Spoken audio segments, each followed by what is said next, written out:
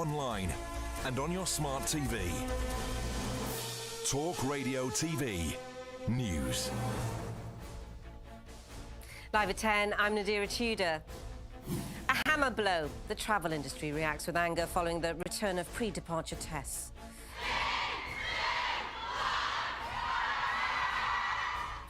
Hundreds gather to remember 12-year-old Ava White at her vigil in Liverpool. And Prince William reveals how a Tina Turner track played by his mother helped ease his anxiety. The return of pre-departure COVID tests is a hammer blow to the travel sector. Industry leaders are warning. From Tuesday, everyone over the age of 12 will have to take a test 48 hours before heading to the UK, regardless of their vaccination status. It's being introduced to tackle the spread of the new Omicron variant. The Health Secretary warned cases are growing, but encouraged the public to continue with Christmas plans. I think people should carry on with their plans, and they should make plans to enjoy Christmas as usual. The guidelines that have always been there are still there, the ones we set out a few months ago, even before this variant. Of course, we've known all along that COVID and flu, for that matter, it likes the darker, colder days that winter brings. So, just follow the guidelines that are there. Hundreds of mourners have attended a vigil for schoolgirl Ava White, who was fatally stabbed in Liverpool. The 12-year-old was with friends at a Christmas lights switch on when she was attacked. A 14-year-old boy is being charged with murder. Hundreds of balloons were released and crowds sang and danced in her memory. The death toll after the eruption of a volcano on Indonesia's Java Island has now risen to at least 13 people. Residents started evacuating the area yesterday, but since then, entire villages have been buried by volcanic ash. 57 people have been injured. Snow, wind and rain are set to hit areas still suffering the effects of Storm Arwen from 2 weeks ago. Thousands in northern England and Scotland remain without power as further weather warnings were released overnight. Prime Minister Boris Johnson says he remains concerned that so many properties still don't have electricity, and Northern Power Grid warns it might not be switched back on until Wednesday. MP Mary Kelly Foy says if this had happened in the south of England, it would have been fixed by now. I think there are still over 6,000 people who don't have power. If ministers and the Prime Minister would have been out there in the wellies, visiting places in the home counties. And I think it just proves how forgotten we are in the north.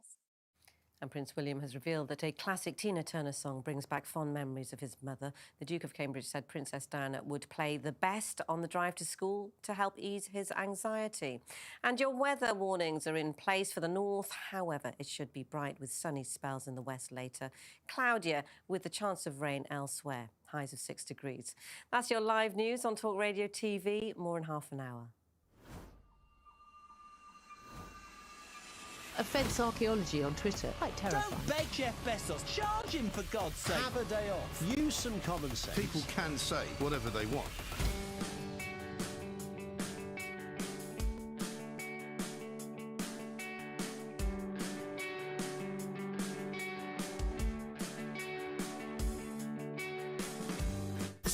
This is Talk Radio. Across the UK, online, on DAB+, and on the Talk Radio app. This is Talk Radio. Welcome. I am back. Yes, it's Tice Talk. It's 10:03. It's Sunday, the 5th of December, and I'm back here in the studio having finished my by-election campaign. I don't know what's happened to the weather outside. It's almost still as though it's sort of in the middle of the night. It is dark, it is grey, it is gloomy, but that is not the experience I had in recent weeks walking the streets, pounding the streets around Bexley and Sidcup. I'll try and remember which buttons to press, how to entertain, but firstly I want to say a huge thanks to Peter Cardwell, awesome presenter who kept my hot seat warm for me. His insight analysis is superb. We'll be talking to him a little bit later on the show. We've got an action-packed 3-hour show ahead. I'm going to be giving some thoughts, reflections on the by-election campaign, some insights, the good, the bad and the ugly. Talk about the horror of mandatory vaccinations that seems to be coming our way. Obviously got to be talking about the huge rise in the illegal crossings across the Channel. We're going to catch up with the latest news on our relations with La France and Monsieur Macron and what's going on with EU shenanigans over Brexit. And I got a big question for you, and I want your views on this. Is Sajid Javid worse than Matt Hancock? Just think about that. Is Sajid Javid worse than Matt Hancock running a nanny state? We've got to look at the woes in the hospitality sector, the travel sector. Feels a bit like, here we go again. And of course, GPs. It now seems that we're paying more to our GPs to see us less. I'm struggling to see the common sense in that. We've got some amazing guests. Former MEP Ben Habib. We've got Alt Mehmet from Migration Watch. We've got professors, GPs, chief executive directors. But I want your views, your thoughts. So call me, tweet me, text me 0344 499 1000.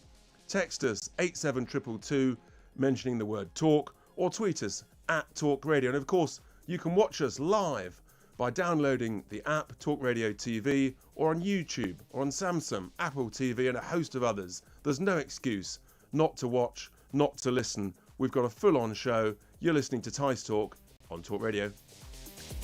Across the UK, online, on DAB, and on your smart speaker. This is Talk Radio.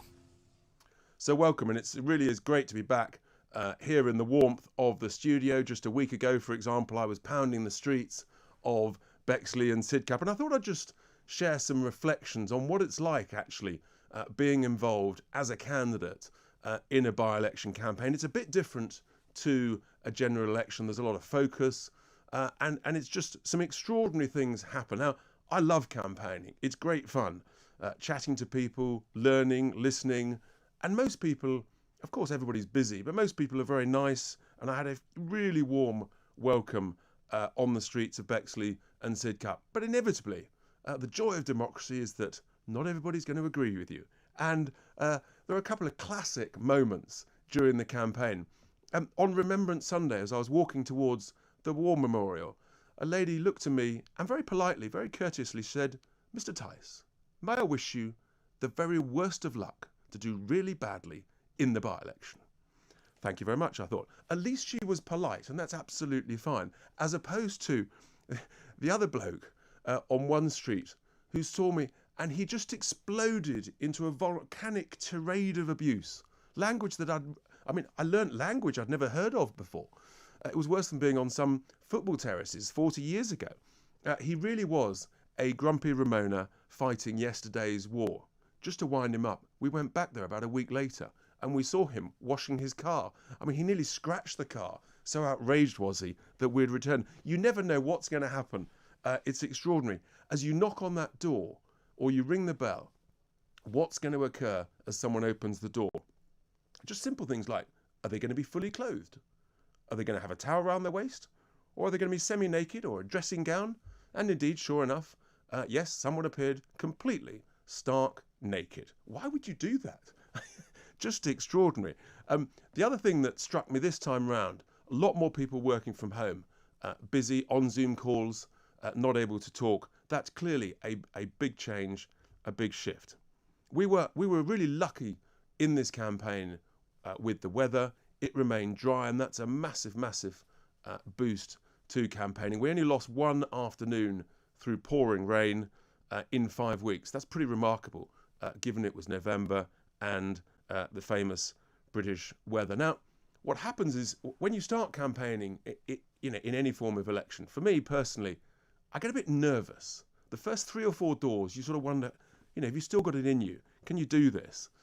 And then you get into it and you get the patter and it's great. And it's fair to say we were busy. We knocked on over 25,000 doors across the whole constituency. We covered every single street. And we were using a new canvassing app from the US that is able to really capture data really quickly. And it means that you can actually you can cover the streets faster. But I have to say that in terms of being environmentally friendly, as of course we must all be, by-elections, they don't really cut the mustard. And I'll just give you a few statistics to set the scene. Well, the Tories, who of course I call the con-socialists, they put out, we think, 17 leaflets, which is about 500,000 separate pieces of literature, consuming about 1 million sheets of paper. Well, a certain teenager called Greta would not be very happy at that. Ourselves, we put out some 200,000 pieces of literature. And so we worked it out across all the parties, all the various bits of literature, given that in any by-election you generally get sort of 10 to 14 parties standing, we reckon there were over 1 million leaflets were distributed, consuming over 2 million sheets of paper. And according to information we looked at, that's about 200 trees. The Tories sent down about 20 ministers, 1 chancellor, 2 prime ministers. It's fair to say they were terrified about getting out the vote. Myself, I according to my app on my phone, I walked some 450,000 steps across the whole constituency. Hopefully I would have lost a little bit of weight, but actually the truth was we had located our campaign HQ in a pub, who were fantastic, but it did mean I ate a few too many chips, and so actually I put on a pound rather than lose it. The other great thing about this by-election was that it was civilised, it was courteous. Of course, it was very competitive between the parties, but occasionally would bump into other parties' activists on the street and would have a quick chat with them, and it was friendly. There was no aggression, and I think that's really important, because if we want more people to engage in politics, we've got to take the aggression out of it. And so some by-elections are not like that at all, and I hope that others will learn from what was a civilised but very competitive campaign. I have to say, one of the big winners that I spotted is a doorbell. Now, you may not say that's terribly interesting, that's terribly sexy, and it's probably not. But the Ring doorbell is something that has just completely exploded in terms of popularity. And I was hoping that some great British entrepreneur has made a fortune out of devising this Ring doorbell.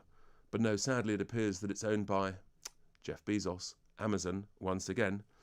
The other thing I really noticed was the amount of DIY, the builders everywhere, new doors, new extensions, new terraces, new walls, people spending loads and loads of money on DIYs. And I talked to a few builders, without question, almost some of them talking about the shortage of materials, price increases. That is a real thing. We'd campaign throughout the day, but we'd stop actually just after dusk. Most people didn't really want a knock on the door after the dark. And during the campaign, of course, a huge amount happened in the news. At the beginning, we had COP26, and it's amazing how many residents in the constituency really weren't that interested. Most would actually refer to the green stuff with a few expletives and swear words. And we had the hypocrisy of the private jets, including Boris's private jet back to London just to go to a nice gentleman's dinner party. We had, of course, the scandal around the MP Owen Paterson breaking the rules, denying he'd broken the rules, clearly had broken the rules. Boris trying to prop up his mate and therefore trying to rewrite the rules, and all the furore that caused. And that really did go down very badly on the doorstep. We had the speech when Boris lost his place. Forgive me, forgive me. Look, it can happen to anybody, but it was an extraordinary moment. That peppered with the wonderful Peppa Pig, and that for many lifelong Tory voters really was the last straw. Of course, illegal immigration across the Channel was a big issue that grew through the campaign, in particular because of the horrific tragedy of 27 people drowning from one dinghy. And, that really highlighted the concern about that, and I'll be talking about that later. And what struck me was, it was a bit like 2 years ago when I'd knock on the door in Hartlepool and Corbyn was a liability. And now, on the doorstep, this is the thing. Lifelong Tories saying they're not going to vote Tory again until Boris is gone. They now view him as a liability. Of course, he's not to be underestimated, but that's a pretty extraordinary thing for me. There was a massive, massive undecided vote, much bigger than is normal as we came towards the final day. And I think, so many people in the end, actually, we didn't know which way they'd go. They decided not to vote. And we had the lowest turnout the second lowest turnout since the Second World War. That is a damning indictment on people's views as what's going on in Westminster. And I'll be talking after the news at the half hour with Peter Cardwell about the affection, the admiration, the respect held for the late James Brokenshire, who was the MP for the constituency, because that was a real feature in the campaign. Some of the stories, some of the emotion, some of the thoughts, the sadness, and that was something that we really listened to very carefully, very thoughtfully, very sensitively, and was a big issue in the campaign. So that's my Sunday sermon this morning. Just some reflections as I just sort of just looking back on what was an extraordinary 5-week period. I love it. I love campaigning, and you just never know what's going to happen. After the break, we're going to be talking about one of the dramas coming across from Europe at the moment, which is, of course, the threat of mandatory vaccinations. We've got lots and lots going on. Later on, I'm talking to Peter Cardwell, then Ben Habib in the first hour. Stay with me. You're listening to Tice Talk on Talk Radio. Online, on DAB, and on the Talk Radio app. Talk Radio. Offence archaeology on Twitter. Quite terrifying. Don't beg Jeff Bezos. Charge him, for God's sake. Have a day off. Use some common sense. People can say whatever they want.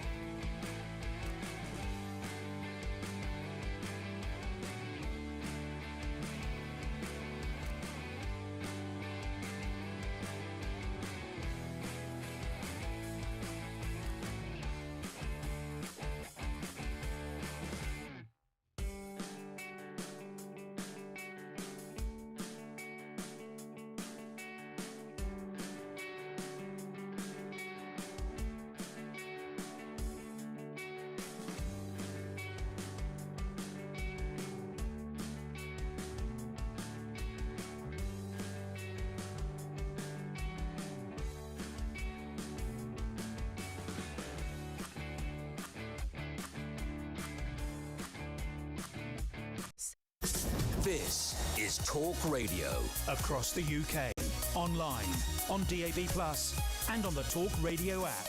This is Talk Radio. Welcome back to Tice Talk. It's 20 past 10. It's Sunday, the 5th of December. It's great to be back on the show. The tweets are coming in.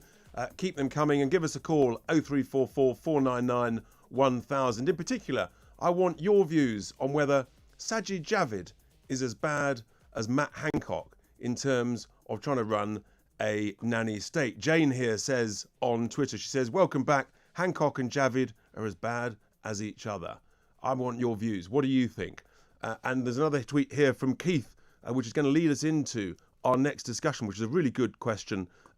If the EU bring in mandatory vaccines, does that mean Northern Ireland will be mandated to have the vaccine given the Northern Ireland protocol? Great technical question. We will see. Because the idea of mandating vaccines, to me, is absolutely horrific. Cards on the table. I just think it's an awful concept. I think we've forgotten the lessons of history. I said that very clearly on Mike Graham's show on Friday morning. And let's just remind ourselves the context here. Greece is going to be fining people who are over 60 years of age about €100 a month if they've not been vaccinated. Austria are now looking at mandating vaccines, or you'll have to pay a fine of €7,000 and possibly lock down the unvaccinated. Germany looking at locking down the unvaccinated, and their new Chancellor, Olaf Scholz, seems to be pro the idea of mandatory vaccines. And then the EU itself, led by the lovely Ursula von der Leyen, who of course heralds from Germany herself, she's now saying they need to discuss mandatory vaccines. And the chairman of the Conservative Party here in the United Kingdom, one Oliver Dowden, he couldn't rule it out on Julia Hartley-Brewer's show on Friday. He said that classic politician's language, we have no plans to, which is basically doublespeak for it's going to happen, it's just a matter of when. Well, I'm delighted to be joined by Lee Jones, Professor of Political Economy and International Relations at Queen Mary University of London, to talk about this. Lee, thanks for joining me this Sunday morning. So I've just set out the context there of what seems to be happening across continental Europe, and I just get this sort of uncomfortable creeping feeling that it's moving towards us. What are your thoughts on this? And where are you at on this idea of mandatory vaccines? Well, I think it's not quite right to think of this as some continental problem that is creeping towards us, because of course we do already have a vaccine mandate in the UK for people who work in health and social care.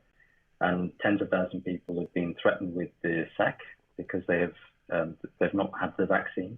They're working in care homes or they're working in hospitals, and it's already mandatory for them. So we already have it here. It's not a European problem that we can hope to escape. It's not a foreign problem. It's a problem that's already here on our shores. Indeed, it has crept here, and that's something that equally I don't like at all. And we're already seeing lots of people leaving the care sector, leading to huge sorts of other unintended consequences. Do you think that it's that's just the sort of the precursor to even more coming this way? Well, I hope not. But it's clear that we seem to have sort of lost our collective minds over COVID and the governance of it. I mean, for the last 18 months, the whole government apparatus seems to be fixed on just one objective, which is reducing or eliminating COVID infections. And of course, COVID-19 is a serious disease that does affect people, particularly elderly people and people with serious underlying health conditions. But it is just one disease among many, and it doesn't have it's not the plague. There are other threats to public health, such as missed cancer screenings, such as the mental health consequences of prolonged lockdowns, such as the long-term scarring consequences of long-term unemployment or missed education for working class children. And my worry is that this monomaniacal focus on just one disease is changing who we are. By the time if we ever exit the pandemic, I wonder what kind of society we will be at the end of it. One that is willing to engage in segregation between the clean and the unclean is essentially what we're doing. The sinful and the holy is what we're engaged in doing at the moment. That's right. That segregation, it's so divisive. And it feels to me that what's required is real leadership And the question is, I mean, how do we get out of this? How do we have the confidence? I mean, the government and Boris, a couple of months ago, I thought they were doing a little bit better in using the language that I've been using, frankly, for about 12 months, that we have to learn to live with this disease in the way that we live with the flu. And yet they seem to have sort of pulled away from that. But really, we have got to have a sense of leadership that brings people together and gives people confidence and self-belief. And I worry we've gone backwards in the last week to 10 days with the new variant of concern, talk of mandating. I mean, it's not good, is it? No, I do agree with you that in the end, COVID-19 is not going to go away. It will become an endemic disease that circulates normally in the human population, like other coronaviruses, like the flu, as you say. And we have to learn to cope with it within normal public health measures and within the normal provision of acute healthcare. The problem at the moment is that the government has totally failed to increase NHS capacity over the last 18 months. NHS capacity has been hollowed out by many years of cuts and austerity, and the state was simply not prepared to deal with a pandemic when it arose, and hence it panicked into lockdown. And over the last 18 months, capacity has not increased. If anything, it's slightly decreased. And so the risk in the wintertime then is that the NHS will be overwhelmed. And that, I think, is the main guiding lodestar for politicians, is the desire to avoid images of people sort of, dying in corridors and this kind of thing, which is completely understandable. But what we don't seem to have is a state that can mobilize the resources of society to allow the NHS to protect us. And therefore, we are enjoined to protect the NHS. It's pretty extraordinary, though, isn't it, Lee, that, I mean, winter is fairly predictable. We know after autumn what comes next, folks. Yes, it's winter every single year. And every single year you see the same headlines about the NHS being overwhelmed. So everybody knew in the NHS leadership and in government, in the Department of Health, that winter was coming, that therefore either would be a really bad flu, possibly, or that there might be another variant. This is no surprise, is it? And yet it seems that, I mean, they even seem to be sort of surprised by the need to roll out the booster program faster. And I'm going to be talking later in the show about the impact of that. It's almost as though they've sort of forgotten that there are 4 seasons in a year, and one of them is called winter. Well, you are right, of course, that every single year before COVID arrived, there was talk of an NHS winter crisis. So the NHS almost fell over every year before a pandemic. It's hardly surprising that when a new pandemic comes along, we're not prepared. And we don't seem to have the political leadership that's willing to make the necessary investments and to mobilize the resources of society. We have a political class that's more interested in demobilizing people and keeping people at home rather than mobilizing the resources of society so that we can live normal lives. That's right. Sorry, just one more thing which I think is important is when it comes to the vaccines are very important in reducing the burden of disease. You're much less likely to get sick, to be hospitalized, and to suffer a serious case of COVID if you do have a vaccine. But they're not totally inoculating. People with the vaccine can still get it and they can still pass it on, albeit at lower rates. Yes. So even if you mandated everybody to have the vaccine, the disease will continue to circulate. And so it will continue also to mutate, and we will continue to get variants of concern, albeit at a lower rate, but it will continue. So it is one of these policies that does not even make sense in its own terms. It will not end the COVID pandemic to have even 100% of people vaccinated. And this is the point, isn't it? That we say the pandemic is over and we manage this within normal public health parameters. And therefore you have to learn to live with it. You have to know that, I mean, this is going to be with us for the rest of our lives. And you have to give people the confidence and the self-belief. If you're vulnerable, if you're of a certain age, if you're concerned, then people will get vaccinated. And if they want, then they'll get boosted. But we have to learn to live with it, as opposed to have this constant threat of locking down with the collateral damage impacts that you've touched on. I'm going to be talking later in the show about the impact on business, on travel, and so on. Lee, thank you so much for those thoughts this morning on mandatory vaccines, which I find utterly horrific. That was Lee Jones, Professor of Political Economy and International Relations at Queen Mary University of London. Well, coming up after the news, we'll be talking to Peter Cardwell. You're listening at 10:30 to Tice Talk here on Talk Radio. Online, and on your smart TV. Talk Radio TV News. Here are your headlines. I'm Nadira Tudor. A hammer blow. The travel industry reacts with anger following the return of pre-departure tests.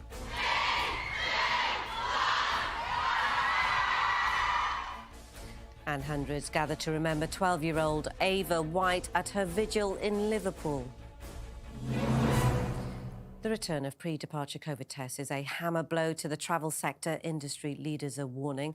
From Tuesday, everyone over the age of 12 will have to take a test 48 hours before heading to the UK, regardless of their vaccination status. It's being introduced to tackle the spread of the new Omicron variant. The Health Secretary warned cases are growing, but encouraged the public to continue with Christmas plans. I think people should carry on with their plans, and they should make plans to enjoy Christmas as usual. The guidelines that have always been there are still there, the ones we set out a few months ago, even before this variant. Of course, we've known all along that COVID and flu, for that matter, it likes the darker, colder days that winter brings. So, just follow the guidelines that are there. Hundreds of mourners have attended a vigil for schoolgirl Ava White, who was fatally stabbed in Liverpool. The 12-year-old was with friends at a Christmas light switch on when she was attacked. A 14-year-old boy's been charged with murder. Snow, wind and rain are set to hit areas still suffering the effects of Storm Arwen from 2 weeks ago. Thousands in northern England and Scotland remain without power. Northern Power Grid warns it might not be switched back on until Wednesday, despite weather warnings in place over this weekend. And Prince William has revealed that a classic Tina Turner song brings back fond memories of his mother. The Duke of Cambridge said Princess Diana would play the best on the drive to school to help ease his anxiety. That's your news on Talk Radio TV. More in half an hour.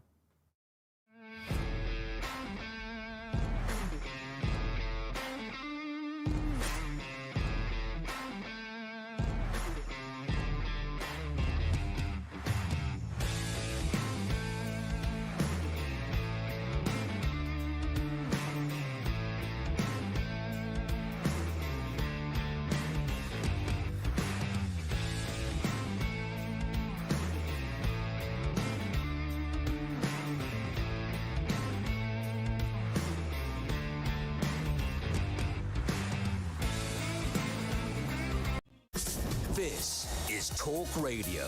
Across the UK, online, on DAB+, and on the Talk Radio app. This is Talk Radio. Welcome back to Tice Talk here on Talk Radio. It's 10:32 this Sunday morning. It's great to be back in the chair after the by-election. We've got some great tweets coming in. My question to you, do you think that Sajid Javid is worse than Matt Hancock? And the view seems to be that they're as bad as each other. A few other tweets coming in. People don't seem to like ring video doorbells. And then a really interesting question here. If face masks work, why do we need mandatory vaccinations? Good question there from Chris. Well, we've now got Peter Cardwell on the line and the screen to talk about the by-election that's just gone through. Peter, a very good morning to you, and thank you so much for doing such a great job on Sunday mornings. It was fantastic. Thank you, Richard. It's lovely. Thank you. It's very kind of you to say so. It's great to see you back. How are you doing? Yeah, no, fine. It's nice not to be sort of, doing quite so many steps every single day. My right ankle is a little bit sore. But no, I had a lot of fun. It was an extraordinary. I mean, by-elections are extraordinary, as you know, and this I think was probably even more so. And I just want to sort of share a few thoughts on that. For me, I mean, obviously, I know that the late James Brokenshire was a great friend of yours. You knew him really well. What really struck me, Peter, and I just want to sort of chew this over with you, was the huge affection and admiration that he was held with amongst constituents. I suspect was as great or greater than in most constituencies up and down the country. It really was remarkable and in a sense quite emotional, just dealing with that, knocking on as many doors as we did. One story I thought I'd just share with you and listeners was actually for me the most extraordinary. A constituent who said that he received a letter from James just 4 days before he sadly passed away about a constituency issue. And that was remarkable. That level of commitment to his constituents, to public service, to his duty. And it literally, as we talked about it, the two of us on the doorstep, brought a tear to both of our eyes. It was remarkable. Goodness me, yeah. Well, I'm delighted to hear that story, but I'm kind of not surprised as well. I mean, James was working right up until the end. In the end, his death was very, very quick. He was only in the hospital from the Sunday, and then he died on the Thursday night, very sadly. But I remember the last conversation I had with him actually was in Brighton at the I was in Brighton at the Labour Party conference, and we would speak once or twice a week, and we would generally WhatsApp every day or two as well. And I remember talking in Brighton, and he was saying that he was dealing with something to do with southeast trains, which I know is a big issue in Bexley and Sidcup. Southeast trains perhaps not doing everything they should, and he was still fighting right to the end. But you're right. I think there was a personal vote there. I think that was, and I think essentially, as you know, just looking at the result and what happened. I mean, there was a huge amount of news through the campaign. But the turnout at 34%, the second lowest, I believe, since the Second World War. And to me, actually, that turnout was a tribute to James and a rejection of the Prime Minister, who I heard on the doorstep time and time again, Peter, people referring to the Prime Minister as a liability, not only for the Tory party, but also actually for the country. Well, it's interesting you say that, actually, because there's a survey out this morning that would confirm that, in terms of the fact that there's the lowest number, still a very high percentage in the 70% of people who think there will be a Conservative majority or a Conservative-led government after the next election. But on Conservative Home, which is the sort of Bible of the Conservative Party, the website, they have a survey out this morning that says that there is a lower than usual number of people who think that the Conservatives will definitely win the next election, whether that's in 2023 or 2024. So I think it's really interesting you mentioned that. The low turnout in Bexley, of course, less than half of what was the case in 2019. And you can't just put that down. The Conservative Party can't just put that down to the fact that, it was a cold, December night, and that's fair enough. That's probably slightly part of it. Some people think, what's the point in voting in by-elections? But, I mean, it was a remarkable result. The Conservatives, of course, still taking over 50%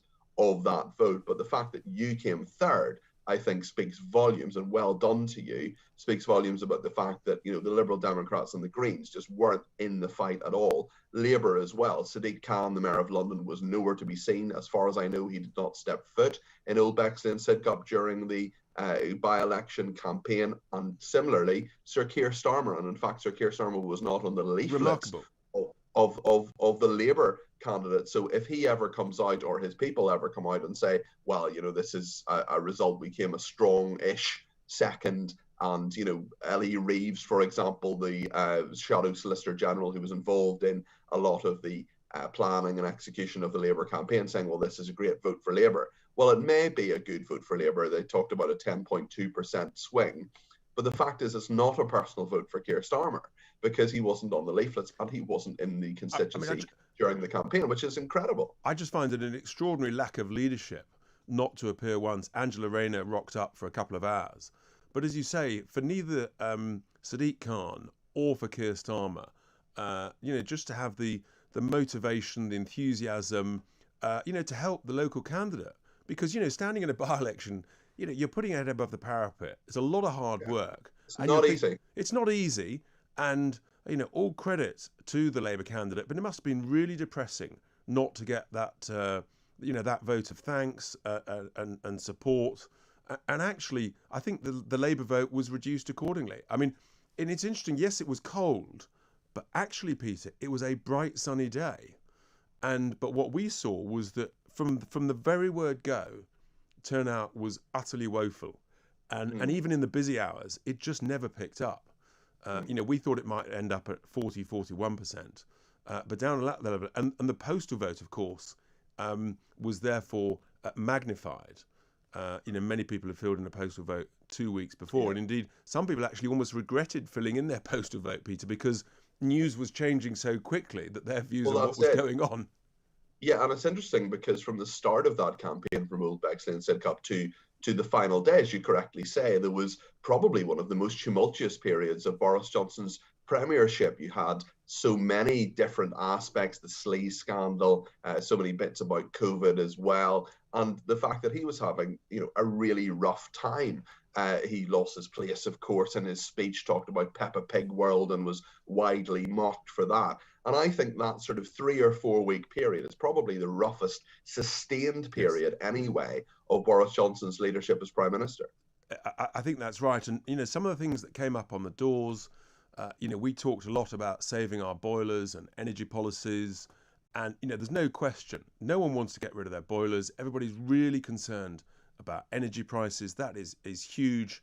And, actually, people are very patriotic across the whole of the UK.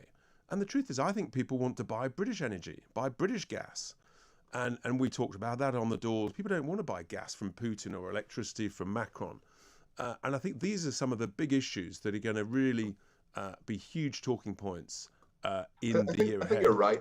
I think you're right, Richard. I mean, I don't think most people in some shape or form agree with the very airy concept that we should do something about the environment and we should all play our bit. Well, when that comes down to saying, well, okay, then you would have usually spent, let's say, for the sake of argument, £8,000 or £9,000 on a new car or a second-hand car. Well, actually, you're going to have to spend £30,000 on an electric car. You're going to have to get a heat pump costing £20,000, and wind, which is just not a reliable source of energy, is now going to be the source of your energy. So it's a very, very tough ask for people, I think, when you get down to brass tacks and you talk about the huge amount of money. And I think people, as you correctly say, in regard to energy from elsewhere, electricity in France, we look at, for example, France talking about turning off Jersey's electricity in regard to the row over fishing rights, for example. Energy security, I think, is something that people are really starting to think about and engage with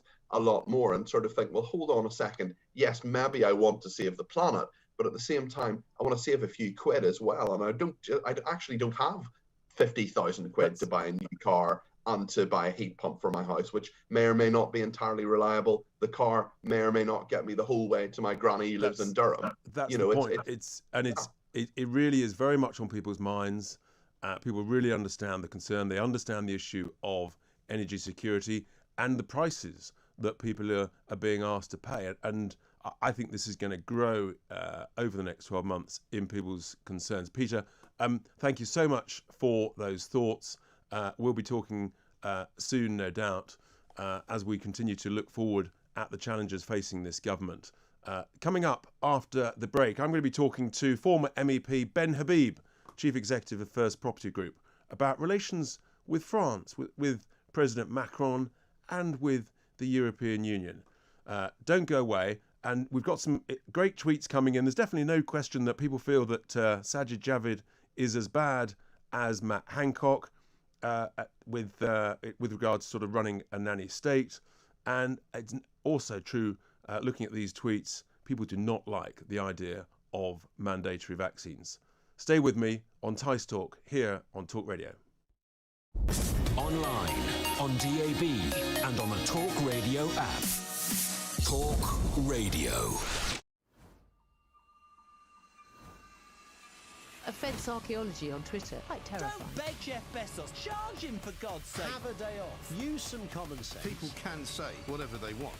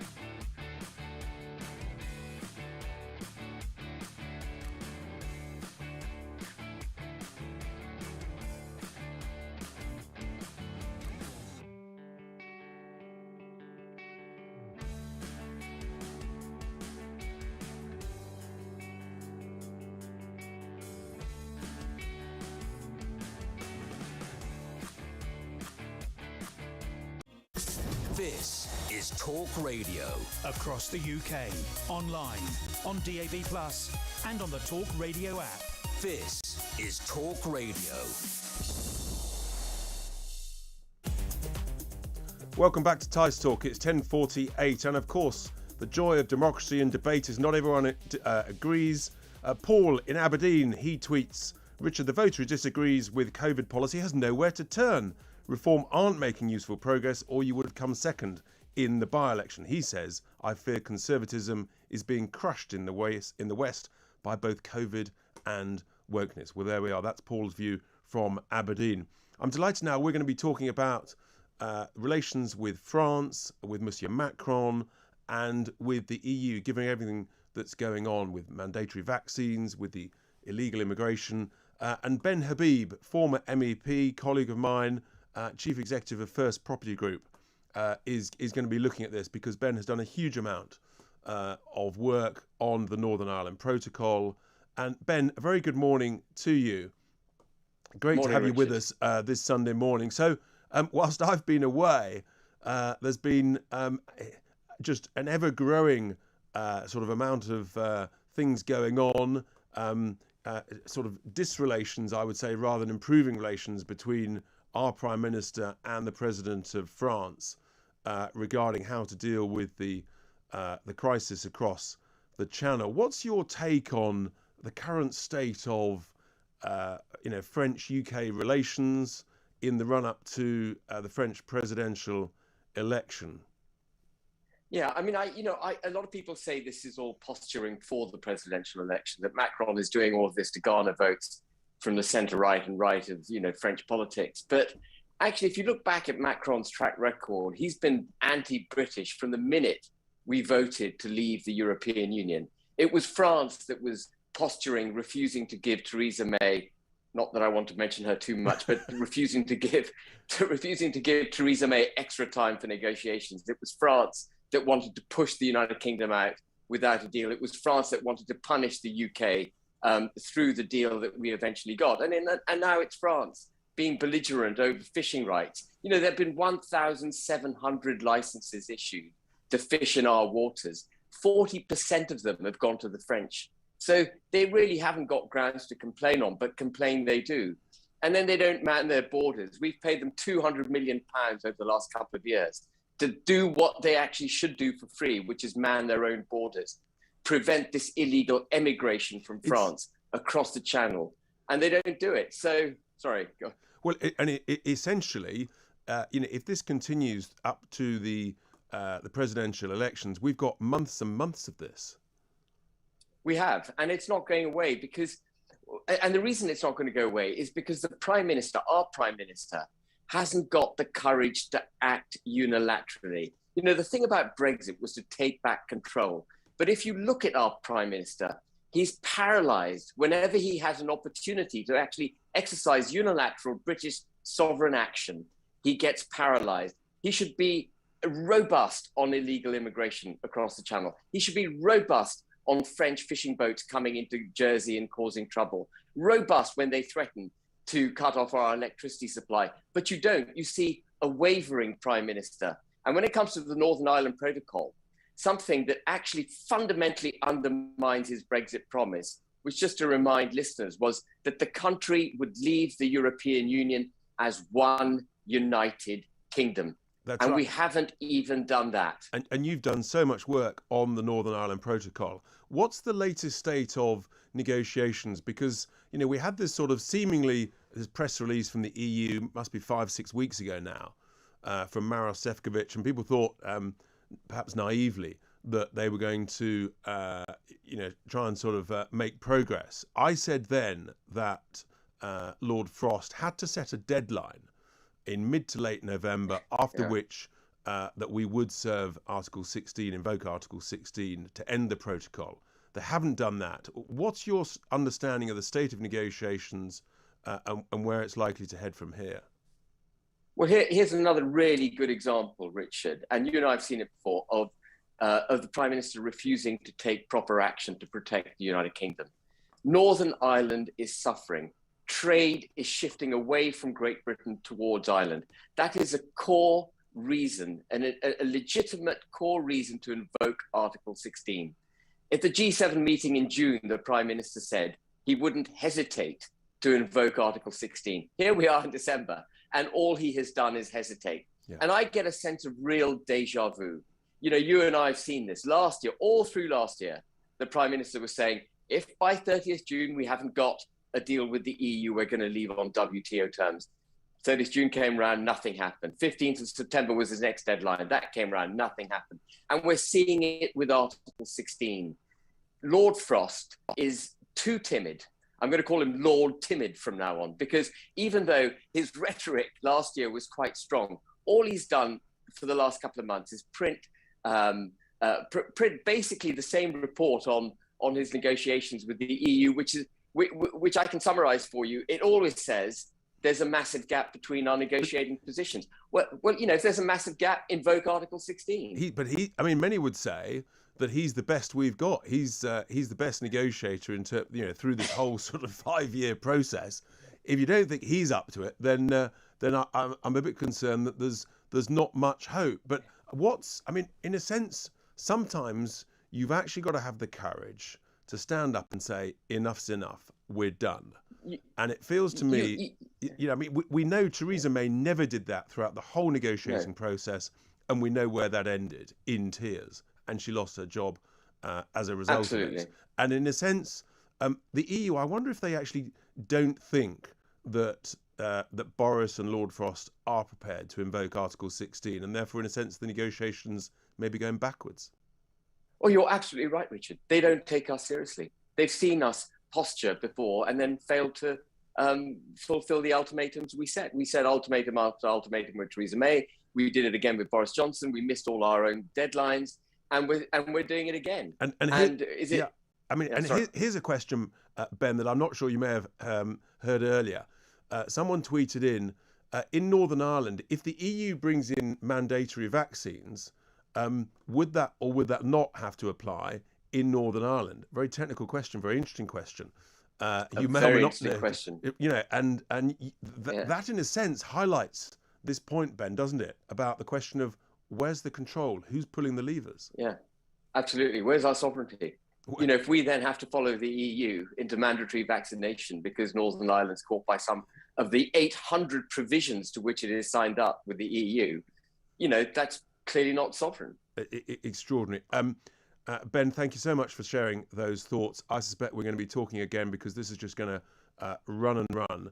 And I've got very little confidence that the government will invoke Article 16, which I think is necessary, because otherwise this just goes on and on. That was Ben Habib, Chief Executive of First Property Group and former MEP. We've got some more tweets coming in. Actually, good news, Paul in Aberdeen has changed his mind, and I may have secured his support, which is great. So, and then we've got another one here from Rainmaker, who says, we will never accept mandatory vaccinations. Interesting here. A care home in Coventry shut down already because they've lost too many carers. They can't keep at home. How much more damage can be done to our care sector, to our trust in the NHS and the health system that, in a sense, we all want to love, but we've got to trust it and we've got to have faith in it. And there's a real concern about that. Coming up after the break, we'll be talking here in the studio live to Out Mehmet, chairman of Migration Watch, about the challenges, how we're going to sort out and resolve the huge rise in the number of illegal migrants coming across the channel, what the risks are over the coming months, even though it's winter. This is not going away. Stay with us. Here, you're listening to Tice Talk, at the home of common sense. It is, of course, the one and only It's Talk Radio. Online, on DAB, and on the Talk Radio app. Talk Radio. Offence archaeology on Twitter. Quite terrifying. Don't beg Jeff Bezos. Charge him, for God's sake. Have a day off. Use some common sense. People can say whatever they want.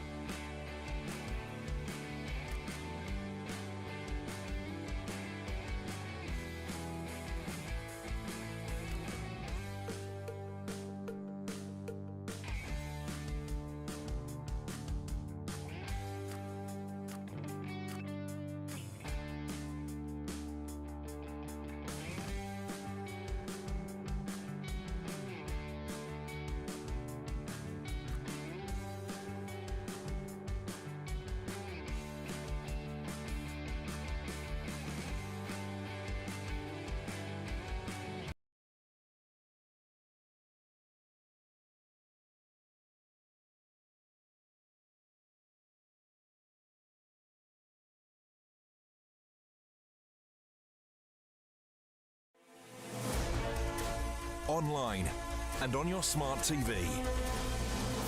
Talk Radio TV News. Live at 11, I'm Nadira Tudor. The government launches a national review into the death of 6-year-old Arthur Lavinia Hughes. A hammer blow to the travel industry. Bosses react with anger following the return of pre-departure tests. And Lewis Hamilton responds to the backlash linking a Grenfell fire insulation firm to his F1 team. A major national review is being launched into the death of 6-year-old Arthur Lavinia Hughes, the government has announced. It will determine what improvements are needed by the agencies that came into contact with him in the months before he was murdered by his stepmother, Emma Tustin. Announcing the news on Twitter, the Education Secretary Nadeem Zahawi said it will identify the lessons to be learnt in order to protect other children in England.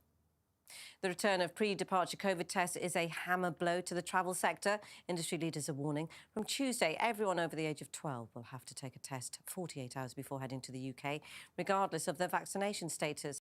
It's being introduced to tackle the spread of the new Omicron variant.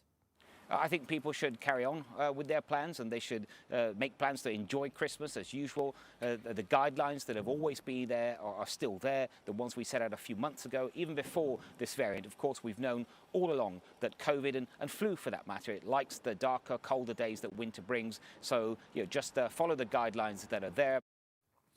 13 people have died and at least 57 injured after a volcano erupted on Indonesia's Java Island. Residents started evacuating the area yesterday, but since then, entire villages have been buried by volcanic ash. Snow, wind and rain is set to hit areas still suffering the effects of Storm Arwen from 2 weeks ago. Thousands in northern England and Scotland remain without power. Boris Johnson has said he's concerned. Well, Northern Power Grid warned it might not be restored until Wednesday, but MP Mary Kelly-Foy says if it happened in the south, it would be fixed by now. I think there are still over 6,000 people who don't have power. If ministers and the Prime Minister would have been out there in their wellies, visiting places in the home counties, and I think it just proves how forgotten we are in the north. And Lewis Hamilton has said a deal between his Formula One team and the insulation firm linked to the Grenfell Tower fire is nothing to do with him. The world champion's car had a Kingspan logo on it for the first time this weekend, despite a backlash from ministers and survivors. The company's materials made up 5% of the insulation before the disaster, but bosses say it was used without their knowledge. And your weather warnings are in place for the north. Cloudier with the chance of rain elsewhere, highs of 6 degrees. That's your live news on Talk Radio TV. More in half an hour. Offence archaeology on Twitter. Quite terrifying. Don't beg Jeff Bezos. Charge him, for God's sake. Have a day off. Use some common sense. People can say whatever they want. This is Talk Radio. Across the UK, online, on DAB+, and on the Talk Radio app. This is Talk Radio. Welcome back to Tice Talk here on Talk Radio. It's 11:03. We're into the second hour of my show, having been away for a few weeks. And we're going to be talking later in the hour to Christopher Snowdon, Head of Lifestyle Economics at the Institute of Economic Affairs, about the latest mad nanny state idea to come out of Sajid Javid to ban smoking outside hospitality venues. And there's a tweet that came in, which is quite interesting, because I've been asking the question, is Sajid Javid worse than Matt Hancock? And one tweet here says, it doesn't matter who is the health secretary. I think this is from Rich. He says, none of them talk about health. Well, there we are. That's his view. That's later in the second hour. But first of all, we're going to be talking about how we stem the illegal migrant crisis coming across the channel, because it's such a big issue. It really came up on the doorstep in Bexley, a lot, not surprisingly. I'm delighted to be joined in the studio with Alp Mehmet, chairman of Migration Watch. Alp, great to see you. Thanks for joining me and sharing your thoughts this Sunday morning here in the studio. Fantastic to be here, Richard. What else could I be possibly doing on a Sunday morning? Fantastic. Well, that's great. Well, I mean, you've studied and looked at this issue as much as anybody in recent years. I mean, we're all obviously horrified by the disaster that happened during the campaign when 27 people were drowned just from one dinghy alone. It's something that, in a sense, those of us who've been growing in concern about it, sadly predicted. and I guess, and it was a big issue on the doorstep during the campaign, and in a sense, it seems that nothing's changing, and there's no real sense that progress is being made. I mean, here we are. We've got President Macron complaining because Boris published a letter with some ideas about how to solve the issue, and therefore Priti Patel was disinvited from an important meeting to discuss it. I mean, do you fear that actually we're just going to, in a sense, this is just going to rumble on up to and beyond the French presidential election? Well, yes, certainly it's going to rumble at least up until the French presidential election. It could rumble on a lot longer, frankly. But you're right. This issue is not something that you're going to solve simply by coming up with one scheme, be it to intercept the migrants coming across the channel, or indeed just to send them back and allow them to run loose and make their way back at the first opportunity. So there's a great deal to be done, and I think that we can certainly start by returning more of those who are arriving than we are at the moment.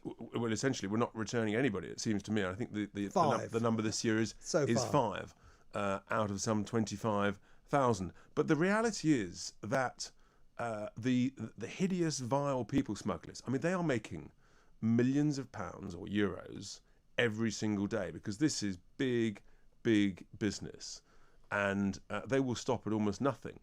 But surely, ultimately, we've got to stop the whole business model, and the business model only stops when everybody understands that no one will be able to stay here. No one will be able to settle here. I mean, they succeeded in Australia in achieving this. Yes, there was a lot of angst from international organisations and a lot of wringing of hands, but ultimately they did stop it, didn't they? Well, we've got to be serious about stopping this.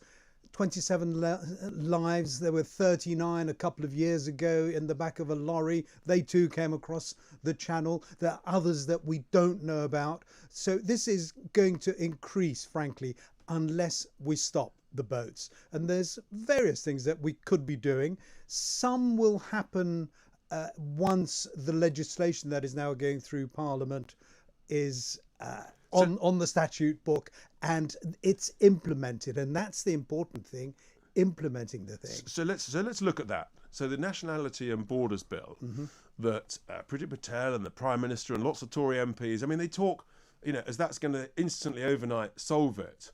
Well, if that was really the case, why is it taking so long? I mean, when there's a crisis and an emergency with COVID, they seem able to pass, draconian laws and restrictions at a day's notice. I remember that the Remain-focused Parliament was able to pass a one-page bill in one day to try and stop Brexit happening. So, if they can do this stuff then, why can't they? Why is this Borders Bill taking so long? I mean, it's not forecast to become an act, is it, until sort of the springtime? Yes, I mean, there will be a point at which it takes effect. After it gets its royal assent, that is a few months off, certainly. The government could pretty much decide on when to introduce it and so that's implement the point. it. They've got an 80-seat majority, and yet they clearly haven't got the will to rush it through, literally to stop the risk of people drowning on the channel. I mean, it's pretty extraordinary, isn't it? Well, it is, and I think that there's probably a lot of people within government who are not that keen in appearing to be unkind, in appearing to be nasty to those crossing the channel who've come from sort of all sorts of difficult countries. But the point is that unless we make it clear that they're not going to get into the country, they're not going to migrate, end up in this country permanently simply by crossing the channel and claiming asylum, until we make it clear that that isn't going to happen, I'm afraid they will continue to come in ever greater numbers. So let's just explore, we've got a bit of time, explore the detail of what actually this Nationality and Borders Bill, what it really does. Is it going to actually solve the problem. Just talk through some of the key things within this bill that the government thinks is going to stop this problem, and then we can just see whether or not actually that's enough, because I've got my suspicions that it's not. Well, one of the things that's going to happen is that we're going to differentiate for asylum between asylum claimants, those who arrive legally by safe routes, if you like, and those who come illegally. And it is leaving in a dinghy from an unregulated port with the intention of reaching this country by any means. That's not the legal process. So I think it's good that we're going to differentiate between legal and illegal entrants. So it becomes an offence to arrive via that route. Well, it becomes not so much an offence, although it is now anyway, but not so much an offence, but people who will arrive in that by that route will not be considered for asylum. And that is the thing. There was a rule change at the end of 2020 which allowed us effectively to send people back to safe countries if they were coming from safe countries, but it's now going to be enshrined in statute, and that is really an important development. That's an important. And then the appeals system, because we constantly hear about the sort of the never-ending merry-go-round of appeals, fueled of course by human rights lawyers who are earning very nicely from legal aid. Is that going to change with this bill going through Parliament? Well, I'm if it does, it will very quickly be challenged in the courts. I don't think there will be very much change, frankly, with regard to asylum appeals having been turned down. There is, I think, scope within the bill that those who appeal really have to have more solid grounds than they do at the moment. They can't suddenly come up with fresh reasons for appealing, as is possible at the moment. So, but again, it will all be in practice what actually happens. It will be the proof of the pudding is in the eating and all that. I remain doubtful that actually there will be very little change. Right, and so, of course, let's just ask the question. These lawyers, who pays for these lawyers acting for these claimants? Because obviously, this a lot of it, time. You and I pay for them. It comes from legal aid. Through legal aid. Yeah. I mean, there is a suggestion, a very, I think a serious question that actually will, if these people can afford £3,000-4,000, whatever the number is, but it's of that order, to come across the Channel, then perhaps they could afford their own lawyers. Perhaps they could. However, when at the moment our law says they are, the legal aid is available to them. Yes. And why wouldn't they? Why wouldn't they take advantage of it? For sure. And in a sense, that's part of the issue, isn't it? Yeah. If you've got a never-ending appeals system, and the Nationality and Borders Bill doesn't address that, does it? Not really. We're still going to have people who are going to be perfectly capable of applying for legal aid, and I'm sure it will be granted. Yeah, and therefore it feels to me that there's a lacuna there. Yeah, there's a lacuna there. There's no progress. And the other point about the bill is that one of the key things is people could be taken to an offshore processing centre. That's going to be enshrined in law. Is that yes? Is that right? I think, as has been mooted really over some months now, we're going to have offshore or indeed third country processing centres, which is an idea, excuse me, that Tony Blair came up with and proposed to the EU some 20 years ago and was given short shrift. The fact is, I think it's a good idea. I have no problem with offshore or third country processing centres. It's what happens at the end of the process. Yeah. If at that stage we actually bring people back here, what's the point of it? Well, let's explore that a little bit more after the break. The time is 11:15. Sorry, we're in the second hour of Tice Talk at the home of common sense. It's Talk Radio. Online, on DAB, and on the Talk Radio app. Talk Radio. A Offence Archaeology on Twitter. Quite terrifying. Don't beg Jeff Bezos. Charge him for God's sake. Have a day off. Use some common sense. People can say whatever they want.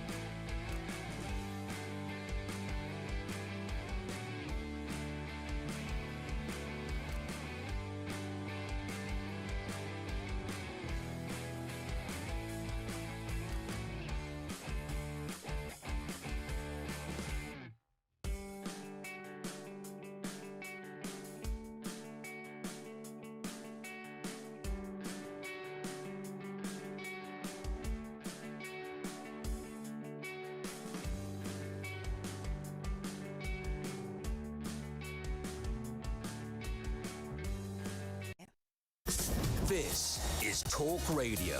Across the UK, online, on DAB+, and on the Talk Radio app. This is Talk Radio. Welcome back to Tice Talk. It's 11 to 18 here on Talk Radio. And later in the hour, we're going to be talking to Christopher Snowdon about the latest nanny state idea from Sajid Javid about banning smoking. But at the moment, in the studio, I'm delighted we've got Out Mehmet still. We're talking about how to stop the huge rise in the illegal migrant crisis across the channel. We're looking at the Nationality and Borders Bill. If you've got any views, give us a call, 0344 499 1000, on how to solve this crisis, whether you think this government finally will get on top of it, or whether actually it's just going to continue as or worse than the current status. So let's just look at, we were talking just before about offshore processing centres, which essentially is what Australia did, didn't they? But then there's the question of how long it's going to take, and then being able to return people to their country of origin. I mean, what do you think is the minimum time that could take? I mean, what's to say, well, why can't it be done? If you've got efficient, competent, decent people organising it, why can't it be sorted in a couple of weeks? Well, look, I used to be an immigration officer many years ago, and I had a second career after that. However, as an immigration officer for some 10 years and a visa officer for 3 or 4 years after that, I was able to very quickly identify someone who is likely not to qualify to come to this country. It is perfectly simple, really, to have that sort of process, and we did the fast track. Really, it's it isn't difficult, frankly, to establish quickly whether or not someone is going to qualify in accordance with all our rules. So if we held on to people having arrived here and then dealt with it quickly, restored the fast track system, which was abandoned a few years ago, if we do that, then I think a lot of the pressures down the line will ease considerably. Right. Okay. But in a sense, I mean, you've got real first-hand, direct knowledge of the process working, but it seems to take the Home Office months and months and months. I mean, maybe you actually need a whole different team of people competently dealing with this. And I just question whether, again, you come back to the world, whether that's going to happen. And I mean, the other big legal issue I suppose we've got to look at is the Human Rights Act, isn't it? Because many of the the lawyers acting for the claimants, they're always claiming under the Human Rights Act. What have we got to do with that? I think that we should seriously look at the Human Rights Act that was the 1998. Our Human Rights Act, yes, not the sort of wider international treaty. So we've got to amend it or abolish it and replace it? I would replace it with a British human rights bill of some sort. And certainly there's absolutely no reason why those whose human rights have to be we have to abide by our obligations as the sort of country that we are. But there is absolutely no reason we can't actually do something to prevent abuse, which is now wholesale with regard to using the human rights process, yes, really, and the asylum process to abuse a system simply for immigration purposes. I mean, the point is, if something's not working, we should have the courage to say it's not working properly and therefore we've got to amend it. We've got to change it rather than leave it in aspic. Yeah. And it feels to me that that's where we're at with the Human Rights Act. And of course, that then leads into its relationship with the European Convention on Human Rights. And in a sense, a replacement, we would need that to overrule the ECHR. Is that right? Yes. I mean, we effectively incorporated the ECHR into our law, partly because of our membership of the EU. Well, that doesn't apply anymore. That's now gone, thankfully. But the Act is still there, the 1998 Human Rights Act, and that, I think, needs a serious look at. And to be fair, Dominic Raab has suggested that that is what's going to happen. Whether it does or not, of course, is another matter. Yes, I mean, and this is the thing, isn't it? We always hear all these warm words from this government and that action's going to follow, whether it's from Dominic Raab, whether it's from Priti Patel. But then, it's this issue of political will and whether they're being stymied by the civil service that doesn't want to enact their intent, or is it something else? Richard, I know that it's all too easy. Having been a civil servant myself, having been in that position, it's really, civil servants do what they're told. There isn't some sort of institutional body. I know it's been referred to as the lump and this and that. Ultimately, civil servants do what politicians tell them to do. And that is where I think that the government needs to get a grip, to be clear with its instructions and have the right legislation in place to enable civil servants to do as they are bid. But my concern is that, in a sense, there's some Tories have talked about replacing the Human Rights Act. But my real concern is that this Nationality and Borders Bill, which is taking forever to go through the Commons, that it's not going to be enough. And that it's not going to, in a sense, sometimes you actually have to, sometimes the kindest thing is to have a form of tough love. Because, of course, one of the beneficiaries of stopping this hideous trade is France itself. Because if, there would be far less movement of economic migrants coming through France and essentially with the draw of trying to get to the UK if actually that business model has ceased, and therefore there's a benefit to France, isn't there? Yeah, absolutely. And the French, even Michel Barnier has been saying, no, too much of it. But in addition to that, the EU itself, I think, could be doing a great deal more. And that is a problem. It was one of the EU commissioners, the vice president, who in August said the vast majority of those coming seeking asylum are not genuine asylum seekers at all. They are economic migrants. That was Ylva Johansson. Before her, Timmermans, the vice president, at the time when you were in that neck of the woods, he said something similar in 2016 when the hundreds of thousands were streaming over, that the vast majority were not asylum seekers as such. They were seeking asylum, but the fact was that they were economic migrants of one form or another. And so, the issue is we've got to remove the business model. You have to completely remove absolutely the incentive. And I just doesn't feel to me that you got any real sense of confidence at the moment that that's going to happen over the next few weeks or months. No, I think we have to work with the EU, with the French, unquestionably. Those who are streaming over, and there will come in even greater numbers. It's close to 27,000 now. And it was only 8,500 last year and under 2,000 the year before. So it's grown exponentially. And so my concern is that over the next few months, and we've already seen it, that the boats are getting bigger. The design of the sides of the boats and the front of the boat with the bow means that actually they'll be able to come across in slightly rougher weather. So a calm winter's day.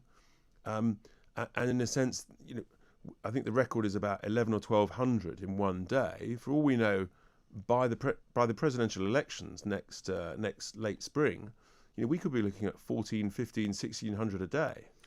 Absolutely. And guess what? That's precisely what's going to happen unless we can disabuse the traffickers and the migrants themselves, that it's not going to work. Until that happens, they will continue to come. The EU allows in its porous borders, frankly, are a disgrace, I think. The Schengen arrangement, whereby 31 countries frankly say that, right, once one of them has accepted anyone into their territory, then that individual can go to 30 other countries. Yes. That is a nonsense. Then that has to stop. I mean, you know that something has to change when even Michel Barnier, who lost his bid to secure the primary candidacy this week, so he's no longer in the French presidential election process. But when even he said that something had to change, the question is the speed, the time, and in a sense, what happens in the intervening period. And my fear is that more people are tragically going to die because they don't get a grip of this quick enough. Exactly. More people will die of that. There's no doubt. Simply because they're either going to choose to get onto the high seas when they shouldn't, or going to be forced to get out onto the channel when the weather is really not favourable. And again, there are people making so much money, not just on the French side of the channel, but actually, there are a lot of people making money here, running the contracts, processing people who are brought back to Dover by the Border Force or the RLA. Interestingly, there's a tweet coming here up.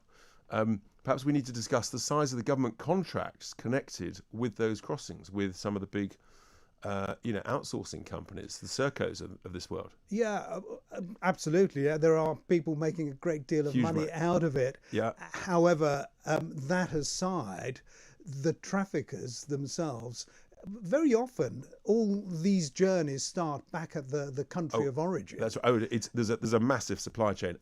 We could go on all day, but that's fantastic. Thank you so much for those thoughts on how we stop the illegal crossings over the channel. We'll be taking some calls after the break. We're coming up to the news. You're listening to Tice Talk here, the home of common sense, where we're prepared to debate and discuss easy issues, challenging issues, difficult issues.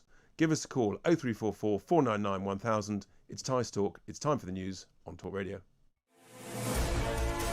online and on your smart TV. Talk Radio TV News. Here are your headlines. I'm Nadira Tudor.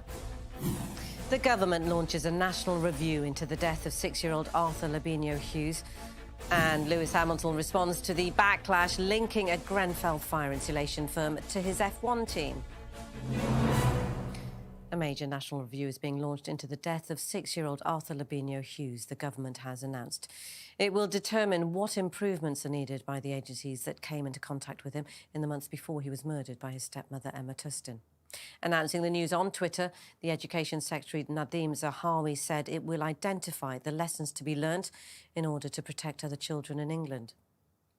The return of pre-departure COVID tests is a hammer blow to the travel sector, industry leaders are warning. From Tuesday, everyone over the age of 12 will have to take a test 48 hours before heading to the UK, regardless of their vaccination status. It's being introduced to tackle the spread of the new Omicron variant. I think people should carry on with their plans, and they should make plans to enjoy Christmas as usual. The guidelines that have always been there are still there, the ones we set out a few months ago, even before this variant. Of course, we've known all along that COVID and flu, for that matter, it likes the darker, colder days that winter brings. So, just follow the guidelines that are there. And Lewis Hamilton has said a deal between his Formula One team and the insulation firm linked to the Grenfell Tower fire is nothing to do with him. The world champion's car had a Kingspan logo on it for the first time this weekend, despite a backlash from ministers and survivors. The company's materials made up 5% of the insulation before the disaster, but bosses say it was used without their knowledge. That's your news on Talk Radio TV. More in half an hour.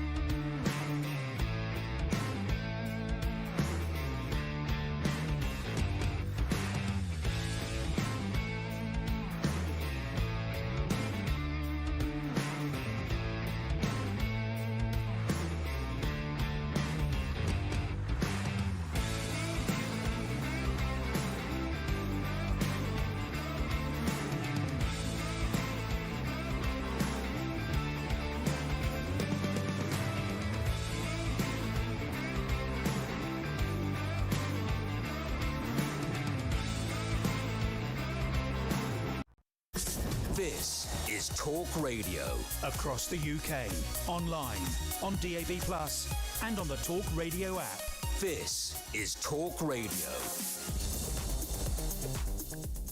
Welcome back to Tice Talk on Talk Radio here at 11:33. We've just been talking without Mehmet of Migration Watch about how we stop the crossings over the English Channel and therefore remove the tragedies, both the past and also that one might see over the coming months. Give us a call 0344 499 1000 if you want to enter the debate, either on that or what we've been talking about the horrors of mandatory vaccines or anything else that is exercising you, that is annoying you or frustrating you this morning. I think we've got Joanne on the line who wants to talk about Dominic Raab's comments. Joanne, good morning to you. Good morning. Hi, go ahead. How? What's on your mind? What do you want to discuss? Well, I thought it was interesting what Dominic Raab said, that it's non-prohibitive to get a PCR test before you return to the country. And I do understand why they're doing this. However, my ex-husband is due to fly out to see my daughter in France in December, returning on the 3rd of January. So how can you get a PCR test on New Year's Day? Well, that's a very good question. So, as I understand, but this is moving so fast. It may have even moved.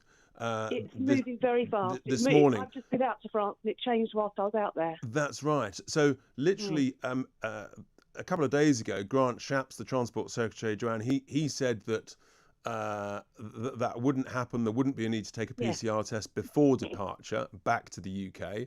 But now it seems that they're reversing that and that they're bringing that in with effect from sometime this week, is it? I believe so, and I returned from France on Thursday.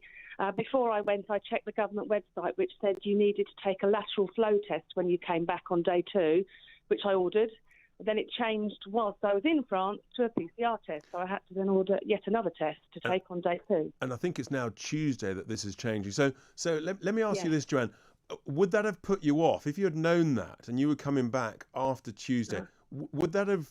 I mean, the cost of these PCR tests is huge, and guess what? Sometimes going up again. Would that have dissuaded you, particularly if you were travelling with other family members, for example?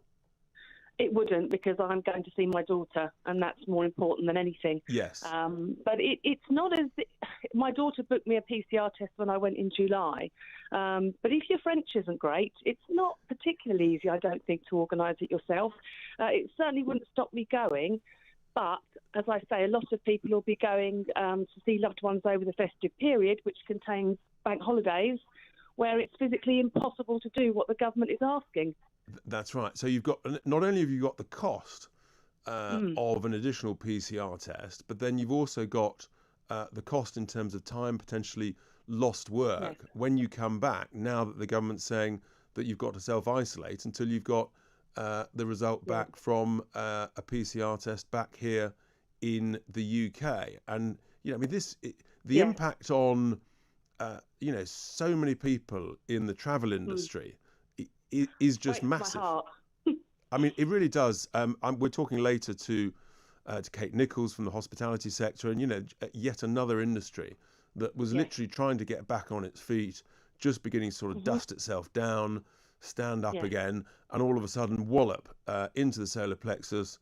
Another cruel blow from the government. I mean, do you see this stopping, Joanne, or do you think this is just never ending? I just think it's panic every time a new variant comes into the fray. And Boris saying, "Oh, don't worry, go to your Christmas parties."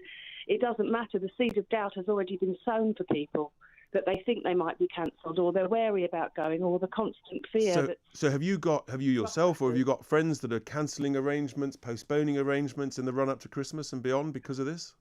Well, I've only just returned from France for 10 days, and as far as I know, I haven't been back to work yet. My Christmas party is still going.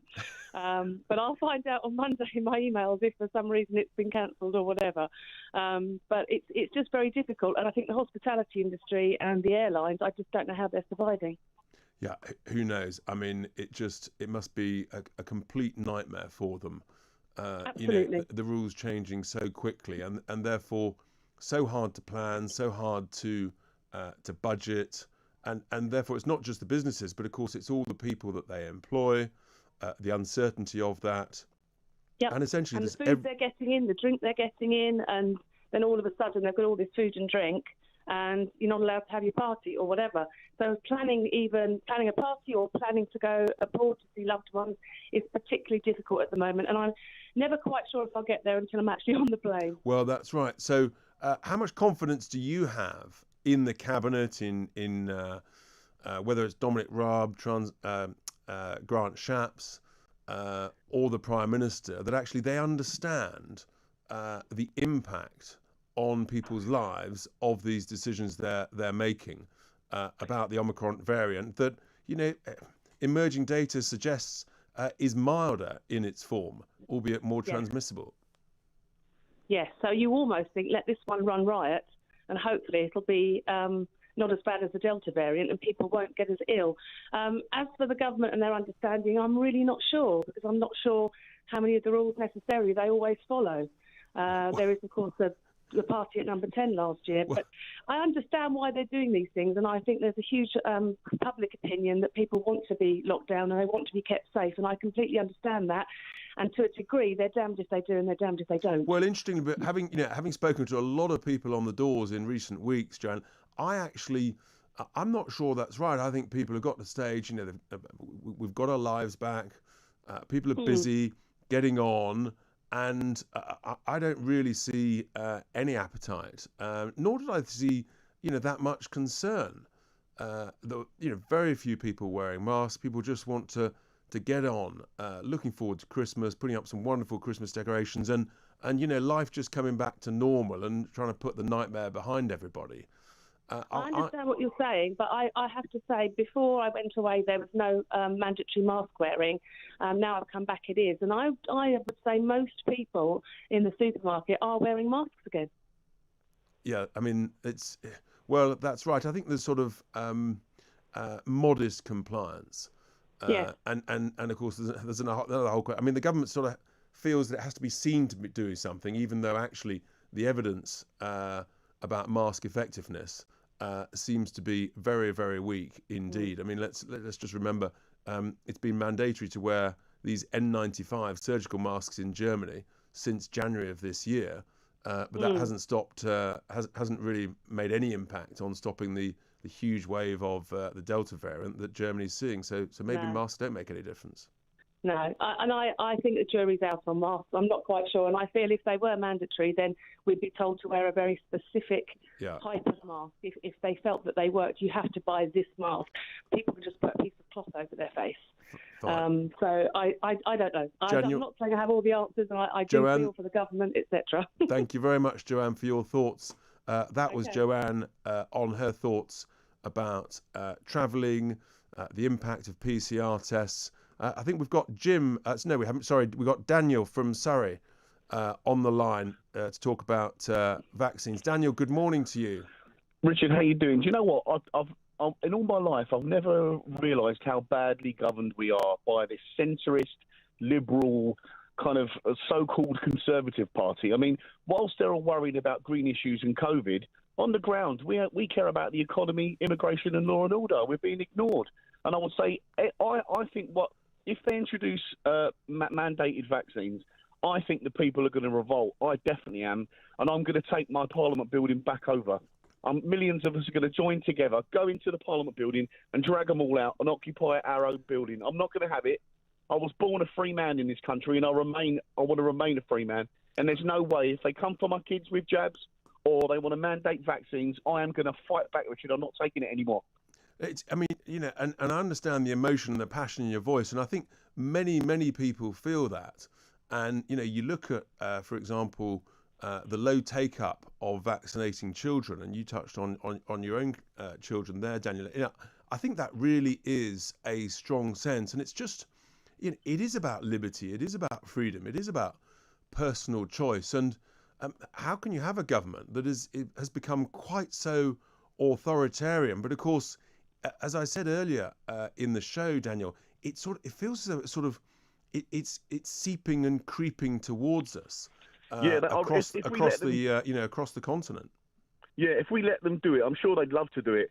But I mean, any MP that votes for mandated vaccines, vaccine passports, or for jabbing kids better start sleeping with their eyes open, because people like me are just not going to have it, Rich. I'm telling you. Well, I mean, obviously, no one ever condones violence, and we've got to use the ballot box and democracy to change things. It doesn't work though, Richard, does it? We need to. Look at you this week. What happened to you? You know that what you need to do, Richard, is a perfect example. You, the Heritage Party and Reclaim should join together, have a joint press conference saying, look, we are the credible right of centre party for the country. Give us an alternative, Rich, because I can't put up with this so-called Conservative government anymore. Well, as you know, I've rebranded them. I call them the Con-Socialists. Oh, my God. Have you ever known a worse... I mean, I am a Conservative, and these people don't represent me. Well, and that's the issue. Daniel, thank you so much for your thoughts there. That's Daniel from Surrey, who is far from happy, I think like many, looking at the tweets coming in about mandatory vaccination. And it is actually, a huge dividing line. It really is just an extraordinary thing to be contemplating. Who would have thought it a couple of years ago? I think it's absolutely beyond the pale, and we'll be always speaking about it. We're heading to the break. Coming up after the break, we're going to be talking about nanny state issues, surprise, surprise, with Christopher Snowdon, Head of Economics, Lifestyle Economics at the IEA. The time's 11:44. It's Tice Talk. It's Talk Radio. Online, on DAB, and on the Talk Radio app. Talk Radio. Offence archaeology on Twitter. Quite terrifying. Don't beg Jeff Bezos. Charge him, for God's sake. Have a day off. Use some common sense. People can say whatever they want.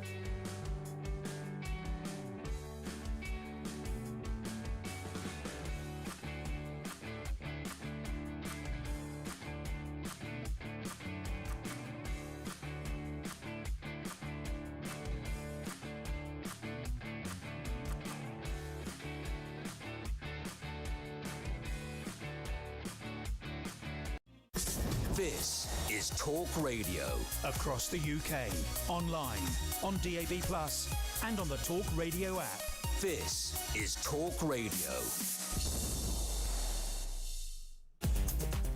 Welcome back to Tice Talk on Talk Radio. The tweets are coming in. One here says, "You're so right, Richard. Most people, including myself, as a 72-year-old, just want to get on with life. The only science the government follows is behavioural science and ruling by fear and overhype." Well, I think that is a real sort of consistent view of Talk Radio listeners. We're going to now move on to another element of sort of protective nanny statism, which drives so many people mad. With Christopher Snowdon, who's head of lifestyle economics at the Institute of Economic Affairs, because our health secretary, sometimes he's just a COVID secretary, but sometimes he's a health secretary, he seemed to have come up with a brainwave at some point in recent days that maybe smoking should be banned even outside in the open air hospitality venues. There's a question as to whether or not he had any support to make that suggestion. And that it may have been sort of trampled down by Boris Johnson. But sometimes you just think these people, they're just sort of throwing an idea out there to see how it lands. Christopher, very good morning. Great to see you. Thanks for joining me. So where are you on this? What's going on? I mean, you can't believe this sort of behaviour from supposedly conservatives. Or am I right? They've become con-socialists. I don't think in his heart of hearts Sajid Javid really wants to do this. I don't think, I mean, judging by everything he's said and written in the past. But people change when they become minister at the Department of Health. Very quickly, people go native. This wouldn't have been an idea from Javid himself, I'm quite sure. It would have come from the kind of activists in the Department of Health who are always throwing these kind of ideas out there. And I'm glad that the rest of the cabinet rejected it. I do remember a few years ago, probably getting on maybe 10 years ago now, Lord Darcy proposed a ban on smoking in Hyde Park, in fact, in every London park and outdoors wherever possible.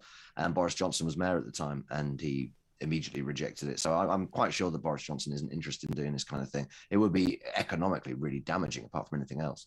Indeed, but I mean, Sajid is, he's a bright, smart guy. Why would he even entertain the idea as opposed to, frankly, putting some civil servant back in his box? I've no problem with brainstorming ideas, and some will be good, some will be average, and some will be, massively woeful and bad. That's fine, but I mean, you need leaders and decision makers to say, "Don't be so stupid." We're not going anywhere near that. Yeah, you do get the sense that quite a few people in the cabinet, in particular, kind of forget that they are in power. The Conservatives have been in power for 11 years now. And I wonder sometimes with these people, whether they'll look back on their career and think, why didn't I do all the things I wanted to do when I was in power? Why did I get pushed around by the blob? And I think this is quite a good example of this. But the Department of Health, more than any other arm of government, seems to have this effect over people. I mean, if you look at Matt Hancock, the guy just appeared to be almost a member of a cult. You never saw him without his little NHS badge. I think Javid's kind of ended that little tradition. But I mean, the fanaticism that ministers show towards the NHS, I think it's partly because the Conservatives are very keen to show that they are the party of the NHS. It's obviously a massive electoral issue, and there's this idea that the Tories want to privatise it and so on. So they kind of overcorrect in a way. They go too far to show their passion for the NHS, and as a sort of side effect of that, their passion for the nanny state. But it does feel to me, and I think you really hit it on the head, actually, they'll look back at their time, they've got an 80-seat majority. They could actually reform the elements of the civil service, which clearly aren't working, arguably haven't worked for many years, and which have been so exposed by the emergency, the COVID crisis. And yet there's just seems that there's no real discussion about reform of the NHS. They seem very happy to pour tens of billions of pounds into the top, but with no, real thought, discussion, debate about, okay, but how are we going to reform it? How are we going to get, for example, waiting lists, forget them going up to 10 or 11 million, I want them down to 0. Where's the ambition? Why can't they think like that? Well, in the case of the NHS, I think it's largely because it's such a vast leviathan. 1.4 million people, I think, now working for the NHS. When I first started talking about this a few years ago, it was only 1 million. It's so enormous that nobody can really get a grip on it. They are doing reforms, of course. They've just put this new health and social care bill through Parliament, and possibly that might have some effect. But you're right that mainly what happens is they say more money all the time, because that's really all the public want to see happen. The public don't really understand the problems of the NHS and all the difficulties. You say that, but actually, I think, and we've polled this, Christopher. The reality is, the public want to be able to see a GP within 2 or 3 days. The public want, an operation. If they're in pain, agony, or suffering, they want it sorted. They don't actually care who sorts it, where they sort it. They just want it sorted sooner rather than later. So, I think the public do care about this. Oh, they absolutely care about it. So don't get me wrong. What I'm saying is that because the public don't understand, and I include myself in this, don't understand all the complex systems within the NHS that make it such a suboptimal system, bearing in mind how much money it gets, which is well above the kind of EU average these days, then you have problems with your experience with the NHS in primary care. You can't see a GP for days. You have to wait for 6 hours in A&E. And you just think, well, if the NHS had more money, then it could employ more people and I get seen quicker. It's a reasonable thing to think.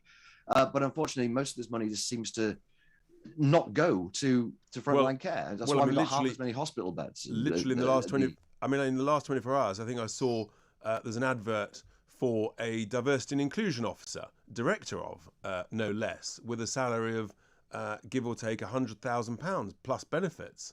When the average salary of a frontline qualified nurse is just over £30,000, as I understand. So, I think it's reasonable to be pretty anxious that too much of the money being poured in is going into unproductive, bureaucratic parts of the NHS as opposed to actually dealing with the frontline issues.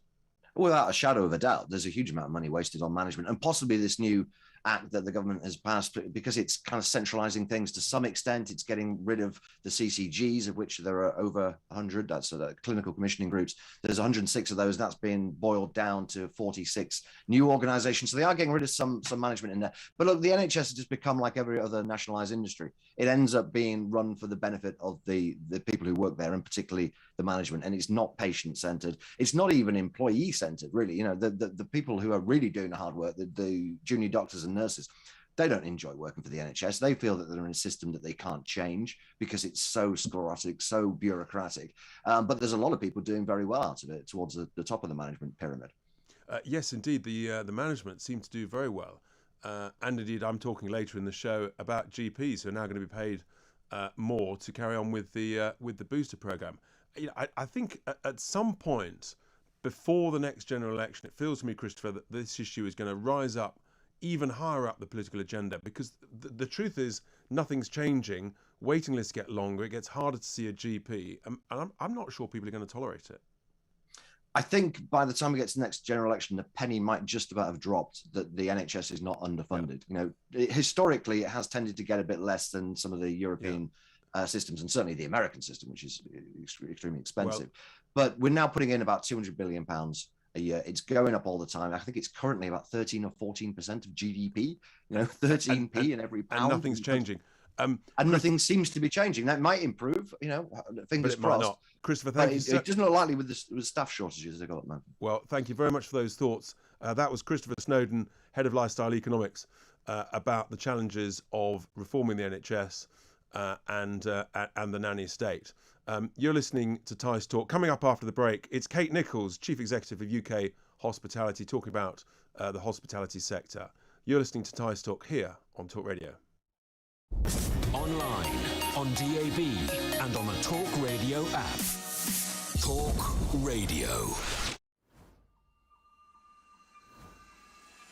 Offence archaeology on Twitter. Quite terrifying. Don't beg Jeff Bezos. Charge him, for God's sake. Have a day off. Use some common sense. People can say whatever they want.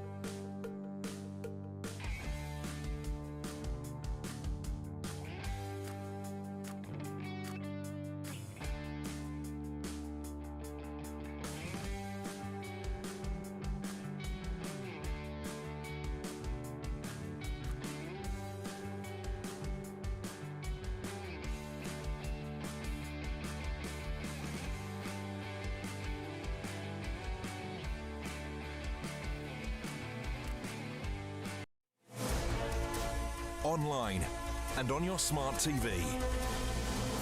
Talk Radio TV News. Live at 12, I'm Nadira Tudor. The government launches a national review into the death of 6-year-old Arthur Labinio Hughes.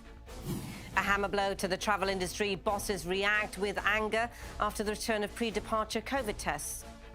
And Lewis Hamilton responds to the backlash linking a Grenfell fire insulation firm to his F1 team. A major national review is being launched into the death of 6-year-old Arthur Labinio Hughes, the government has announced. It will determine what improvements are needed by the agencies that came into contact with him in the months before he was murdered by his stepmother, Emma Tustin. Sharing the news on Twitter, the Education Secretary Nadeem Zahawi said the investigation will identify the lessons to be learnt to protect other children in England.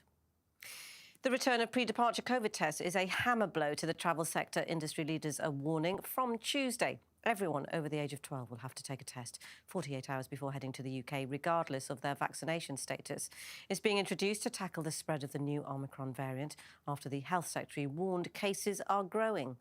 I think people should carry on with their plans, and they should make plans to enjoy Christmas as usual. The guidelines that have always been there are still there, the ones we set out a few months ago, even before this variant. Of course, we've known all along that COVID and flu, for that matter, it likes the darker, colder days that winter brings. So, just follow the guidelines that are there.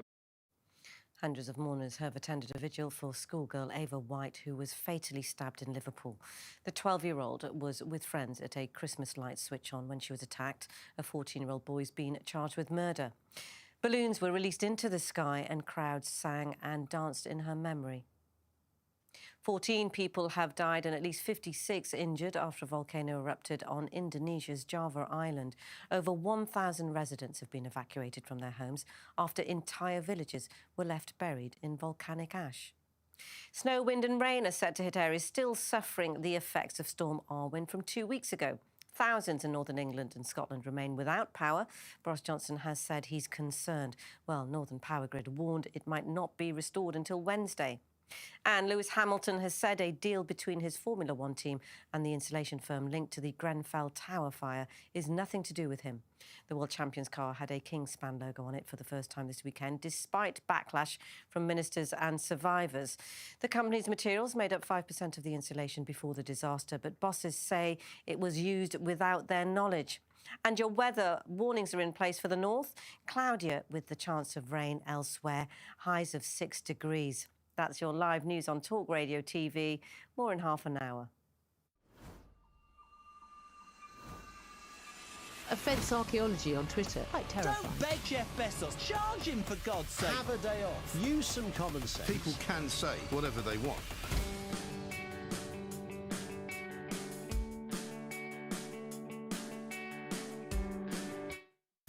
This is Talk Radio. Across the UK, online, on DAB+, and on the Talk Radio app. This is Talk Radio. Welcome back to Tice Talk here on Talk Radio. We're just into the third and final hour of my show, and it's good afternoon if you're just joining us. We've been talking about a range of issues, and it's fair to say the tweets coming in about mandatory vaccination here in the UK are all absolutely clear. We do not want it. I had Daniel on the phone earlier, and lots of tweets supporting his view that it would be wholly unacceptable. Now we've got to look at the consequences of the government's changes recently and the impact essentially of Omicron on the hospitality sector, what it may be doing to restaurants, bars, clubs in the run-up to Christmas, just as they thought they were sort of essentially be able to get their lives back to normal and start trading as before used to happen pre-COVID. And I'm delighted we're joined now by Kate Nichols, Chief Executive of UK Hospitality. Very good afternoon, Kate. I guess you must have sort of hoped that the nightmares were behind you and you could focus on some more sort of positive things on behalf of the hospitality industry. But tell us what's the latest, how bad it is out there, what's going on in terms of cancellations and things. Yeah, well, I think you're absolutely right. After 20 months where our businesses had been closed for much of that period, trading at below profitability levels for any time that they were able to be open, we had very much hoped that we would be able to have as normal a trading period in the run-up to Christmas as it would have been possible to have, given how important this time of year is for the profitability and the viability and survivability of many of our businesses going forward. We are seeing a small number of cancellations. They're a trickle at the moment rather than it being a flood, and there is demand still out there for smaller scale socialising. But it's very much the case that the uncertainty that has been introduced again with the news of the variant and some of the restrictions that have been brought in has created a chilling effect on consumer confidence. So once again, our businesses are facing a very uncertain future. Yes, and of course we're coming up to Christmas parties, which, by and large are much sort of larger gatherings. I've been hearing stories of either parties being cancelled or quite a lot of people saying they're not going to go because there might be additional restrictions around it. And is that starting to seep through from what you're hearing from people? Well, it's still early days yet, so we're still waiting to see the full effect after a week on from the announcement. And I think there is some degree where businesses are waiting to see what comes out in the next couple of weeks on the nature of the variant. We are seeing a small number of cancellations. As I say, currently it's running at about 10%. That's mainly large corporate bookings which are being deferred. But we are still seeing quite a high demand for smaller scale socialising, particularly with family and friends. And we are seeing quite a reassuring trend towards bookings picking up for those smaller scale events as we come through the course of this week. But there is no doubt that trade remains subdued and that these businesses will be struggling to survive unless we can make sure that they have support going forward. And of course, actually, that 10% on the bigger corporate events, sometimes that can mean the difference between profit and loss. And people have lost so much money. I mean, that sounds a real concern to me. Well, it is a growing sense of concern. We need to make sure that, as I say, that trickle doesn't become a flood, and that people are continuing to supplement those larger scale cancellations with smaller scale bookings, which is what we're seeing as we go forward. But businesses will need support going through this. They have had 20 months where they have not made a profit. That's right. And our golden quarter is the time that we need to repair those shattered balance sheets. And do you think the government understands that? I mean, what discussions are you having? Whether it's with the business secretary or with the treasury, are we at the stage where some support may need to be, brought forward, because these restrictions, it feels to me, they're getting tighter, not easier. Well, we are having ongoing dialogue with the government at a variety of departmental levels as well as the centre to be able to make sure that they've got information in real time about the impact that this is having. I think we were reassured by the fact that the Prime Minister and the Health Secretary were both clear that these were a small number of very pragmatic changes and that they would take account of the economic, social and cultural impact of further restrictions and didn't anticipate that there needed to be further restrictions. They also recognised that actually hospitality venues were a safe place to socialise and to have been encouraging people. But I think over the course of Q1 next year, we will see more business failures unless we can have some additional support if these restrictions are in place for any longer than is absolutely necessary. And we do want to see that lower rate of VAT, 12.5%, retained in order to allow businesses to continue to invest. How long is that currently in place for, Kate, that VAT? Well, it currently expires at the end of March at the same time as the business rate support for our businesses falls away. And although there is a small amount of business rate support going forward, it isn't anywhere near substantive enough for anybody who's got more than 2 pubs or restaurants. And so we do see government support coming to an end at March, just as these businesses are having a slowdown in their recovery and won't be able to sustain and maintain such a big increase in tax. And there's obviously quite an interaction between hospitality and the travel sector. We've got added restrictions on people coming back to the UK in terms of self-isolating until they've got a PCR test.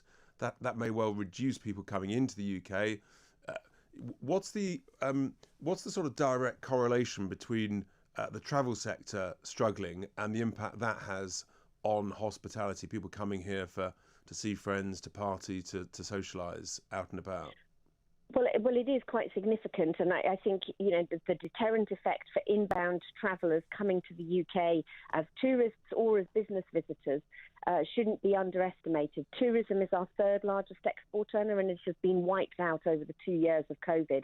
It was just starting to recover, coming back at a very small level, but normally it would be worth £40 billion. Foreign visitors coming to the UK spend more eating and drinking out in our restaurants, pubs and hotels than all of our food and drink exports put together.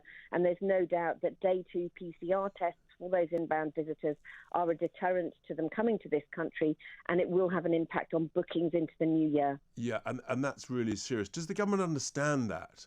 I mean, they've talked about that they're reviewing the Omicron variant and the latest restrictions. Is it December the 18th? I mean, it's still quite a way away. It is, but we understand that this is a very new variant, and scientists need to be able to understand what the impact of it is. So it's too early to tell yet how much of a risk it poses. So we do understand why the government is taking a pragmatic and cautious approach, but we would like to see those restrictions lifted at the earliest possible opportunity if it proves that Omicron isn't as substantive a threat as was at first feared. And if not, then it is important that travel, tourism and hospitality businesses are supported going forward, as their recovery will be significantly delayed once again. Yeah. And just whilst I've got you, Kate, so we see now in a lot of restaurants and things that that the staff, waiters and things are still having to wear masks, to serve people, to help people, which I mean, I hate the things. And that must be really difficult. Why are they doing that? And how challenging is that for the industry? Because I worry that it creates an added sense of anxiety, not only amongst the staff, but amongst the customers, that has a sort of depressing effect on activity.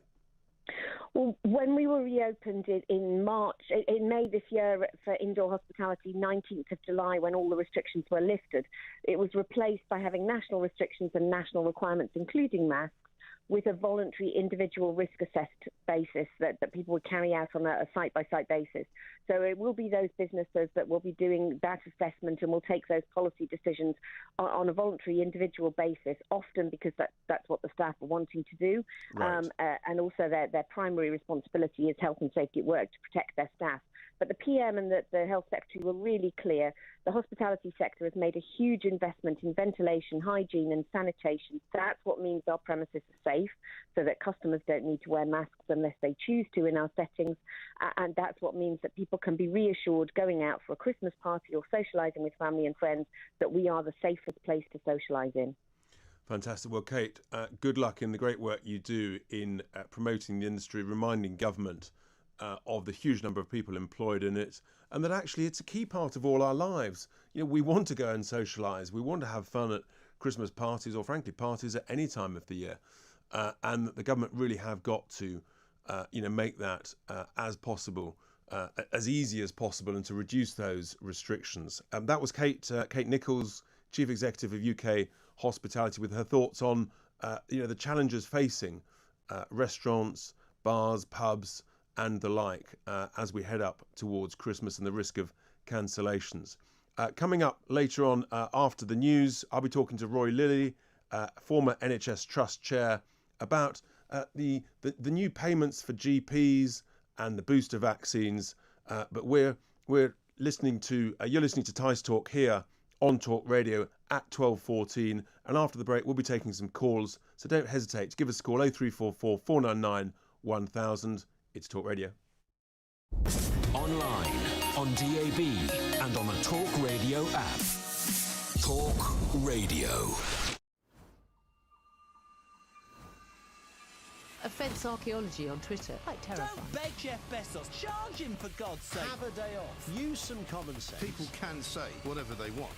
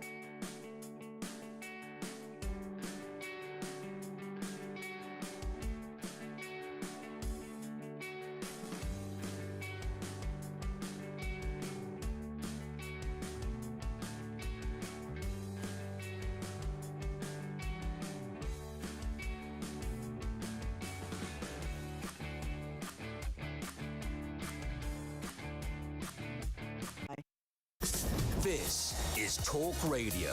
Across the UK, online, on DAB+, and on the Talk Radio app. This is Talk Radio. Welcome back to Tice Talk here on Talk Radio. It's 12:18, and I love this tweet that's just come in from Rick, who says the first thing the NHS need to do is to fire everybody with a woke job title. Well, that would certainly save a lot of money that you could put into frontline resources. Rick, keep it coming. Thanks for that. We've got a call coming in from Tracy in Burton-on-Trent. Tracy, good afternoon to you. How's it going in Burton? What do you want to say? I just want to say my husband's a professional singer, and obviously he didn't work for 18 months, obviously with all the lockdowns, and obviously things have sort of started picking up again. But everywhere he's going, Richard, they're saying we're operating at a third, we're operating at a half capacity, so we just can't get people in like they used to. And, you know, it's... That's if interesting. People don't start going out, you're not going to have the pubs and the clubs. They're just not going to be available. And my husband came back last night from a gig, and he said, you know, it's heartbreaking. It's heartbreaking to watch, you know, the staff that are trying so hard. They're putting on live entertainment. Yeah. You know, and my husband said, you know, at the end of the evening, normally, you know, it's sort of like 11, 11:30. By 10 o'clock, he said, there was hardly anybody left. Really? I mean, yeah, that's it's heartbreaking. No, you're so right. You're so right, Tracy. It is heartbreaking. It was interesting. We had just before the break, we had Kate Nichols on, you know, talking about it in the sort of the general terms. But you know, the sort of the real experience you've just given there. I mean, that it is heartbreaking. You see, because it's, you know, hospitality, running a restaurant, a bar, a club. It is really hard work. And I mean, and to be honest, Richard, what I would do if I was hospitality is I would, across the country, make sure that every pub, restaurant and club bans every single MP from their doors. I would actually make it their problem. You're telling people, you know, Boris's latest announcement. I know some people that said to me, "Oh well, I'm not going out just in case." Yeah, You know, that's and right. I would make if I owned a restaurant and an MP and Boris Johnson walked in, I'd go out. I can sympathise enormously with that. And so your husband, for example, I mean, you see, I really worry that staff being made to wear masks actually perpetuates this sense of anxiety, this sense of concern, this sense of fear, not only for the customer, but actually also for the member of staff. And it just creates a barrier, and it reduces the social interaction, the enjoyment of the whole thing. And I worry that's having a greater impact, the sort of impact that you've referred to, than perhaps that our leaders and MPs understand. Yeah, and it, as I said, you know, my husband said they can't have made. You know, he came back last night. And he just said to me, they can't have made a profit. He said after paying obviously my husband's fee, you know, as on top of what they would have taken over the bar and stuff. You know, people can't keep going on like this, Richard. They can't. And that's a Saturday in December, which is almost the definition of your busiest period. Yeah, and normally, like 2 or 3 years ago, it would be absolutely packed. Yes. Absolutely packed with people, really enjoying themselves, having a great time. You know, loads of money going over the tills, but it's just not happening this year. And I mean, it couldn't happen previously. So, Tracy, how much worse do you think it's got since the news about the Omicron variant? I mean, do you feel your friends and sort of just people you know out and about, do you feel that people were sort of beginning to get their lives back, beginning to be confident about learning to live with COVID? And do you feel there's been a dramatic drop in confidence? I think it probably has. I mean, personally for me, about 6 months ago, I'm a rational person, and the fear kind of got to me, and I actually thought, hang on, I'm not doing this anymore. And I actually had to physically override my fear. But I know so many people, you know, especially in the older population, that are still scared. Yes, and they have been frightened. I mean, I actually think the NHS should start frightening people about being fat. That's what I think. Yeah, it's interesting you say that about, you know, you have to have a word with yourself. You know, I found myself doing that, and sometimes you literally have to tell yourself to buck up and sort of almost like slap yourself around the face to wake up and just get your act together again. Yeah. I have to say to myself, for goodness sake, put your logical brain in gear and override this irrational fear that the government have instilled in everybody. And the problem is, I think there's lots of people that don't actually think, I'm not going to do that. I want to live my life. That's right. But of course, you know, the truth is we all grew up being told to trust the government and that we had a wonderful civil service and you could trust what they say. So if they just keep pushing a message of fear and anxiety. Oh no, I've never trusted the government. You've never trusted the government. Okay. No, but I think the point is, but that's why you're able then to in a sense examine what they're saying. But I think many people have and it's not an unreasonable thing to say, well, you know, the government is full of bright, smart, clever people. You know, they must know the best for us. But I think what we've learned in this crisis is that that's far from the case. Tracy, that, you know, it's a real issue, and I've just got deep concerns now that we're going to slide back at the worst time of the year into this big sense of anxiety. I actually think, Richard, that Talk Radio are being quite optimistic that, you know, the British public won't put up with this. I think we've crossed the Rubicon, and I think we are going down a horrible slippery slope. I have to say that you and your party have had my vote for about the last 6 months, but I am never voting Conservative again, ever. Tracy, thank you so much for that, and you know, keep up the good work, spread the confidence and spread the love, and stay safe, and best wishes to your husband, and I hope he gets many more gigs, you know, even at this challenging time. That was Tracy in Burton-on-Trent talking about the challenges to the hospitality sector and how what her husband, a performer in clubs, was seeing, you know, really difficult times. What should be such a busy period, early December, a Saturday night. I think we've got Aaron in Essex on the line. Hi there. Are you there, Aaron? Yeah, it's hi, Richard. It's Aaron here on the line. Hi. What are your thoughts? What would you like to say? All it is I just wanted to inform everyone. Yesterday, I've got a 17-year-old daughter, and I mean, I work shifts, so I was in bed at the time. She was on her way to work, and she actually passed out at a train station. Luckily, there was some bloke walking past. He contacted the ambulance, and the ambulance refused to come out. So your daughter collapsed? Yeah, my 17-year-old daughter. She was on her way to work, and she collapsed at a train station. Oh, I'm so sorry. What a horror show! And the ambulance? Why would the ambulance refuse to come out? I'm not 100% sure why they refused to come out, because what it was is it was a stranger sort of that was there, let's say, and he called the ambulance. And then obviously they've called us, and I mean, I was in bed at the time because I worked night shift. Right. And we had to take her to the hospital ourselves in the end. But I mean, to be honest, I'm pretty annoyed at the fact that they wouldn't come out to a young lady collapsed. I mean, yeah, that sounds extraordinary. And clearly no explanation, it seems. No, I mean, I don't know the whole ins and outs of why they wouldn't come out, because obviously it was a stranger that actually dealt with her. But personally, I think if the young lady's collapsed, surely the ambulance should come out and at least check she's all right, especially when she's on her own. Yeah, I mean, that sounds. But so, is she okay this morning? Yeah, she's okay now. I mean, I see her last. I mean, she slept a lot yesterday because, obviously, I work at night, so I dropped her to the hospital, and my missus took her to the hospital and stayed with her. I see her last night and asked if she was all right. She looked a bit drowsy still, but yeah, she's fine now by the looks of things. Right. I mean, I just can't believe that they wouldn't come out. Yeah, I mean, we all know the reason why they didn't come out, because it wasn't bloody COVID. I'm sorry about my language there.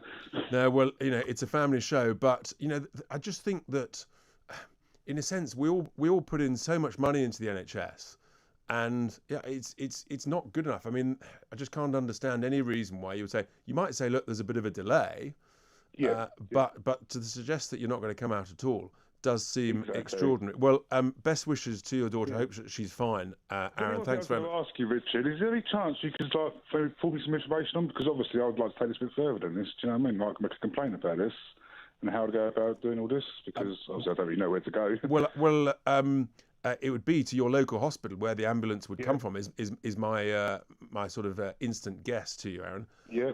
To ask that good question, because it does seem extraordinary. Yes, thanks. Thank you very much indeed, Aaron in Essex, concerned about why an ambulance wouldn't tend to his daughter who collapsed. We're approaching the bottom of the half hour. Tweets are still coming in. Interesting one here, alternative view from Matthew, who says that I would rather people working in an environment that I'm entering wear a mask. What are you on about? Health and minimising risk must be the priority, not your asinine beliefs. Matt, look, Matt, that's fine, but could you please show me any evidence anywhere in the world that masks makes a blind bit of difference at preventing transmission? If you can send that in, that's great, because I've been looking, I haven't found it at all. And the anecdotal evidence, the real life evidence, take Germany for example, where they've been wearing masks for a year, the surgical N95 masks, doesn't seem to have helped there. Anyway, thanks for your thoughts. So we're approaching the news. Coming up after the news, we've got Roy Lilly, health writer, commentator, former NHS Trust Chair. We're going to be talking about GPs being paid more to see us a bit less. I don't quite understand the common sense logic in that, but maybe Roy can help us, or maybe you can help me. In which case, give us a call, 0344 499 1000, before we finish the show. The time is 12:30. This is Tice Talk. You're listening to Talk Radio. Online and on your smart TV. Talk Radio TV News. Here are your headlines. I'm Nadira Tudor. The government launches a national review into the death of 6-year-old Arthur Labinio Hughes. And a hammer blow to the travel industry. Bosses react with anger after the return of pre-departure COVID tests. A major national review is being launched into the death of 6-year-old Arthur Labinio Hughes. The government has announced it will determine what improvements are needed by the agencies that came into contact with him in the months before he was murdered by his stepmother, Emma Tustin. Sharing the news on Twitter, the Education Secretary Nadeem Zahawi said the investigation will identify the lessons to be learnt.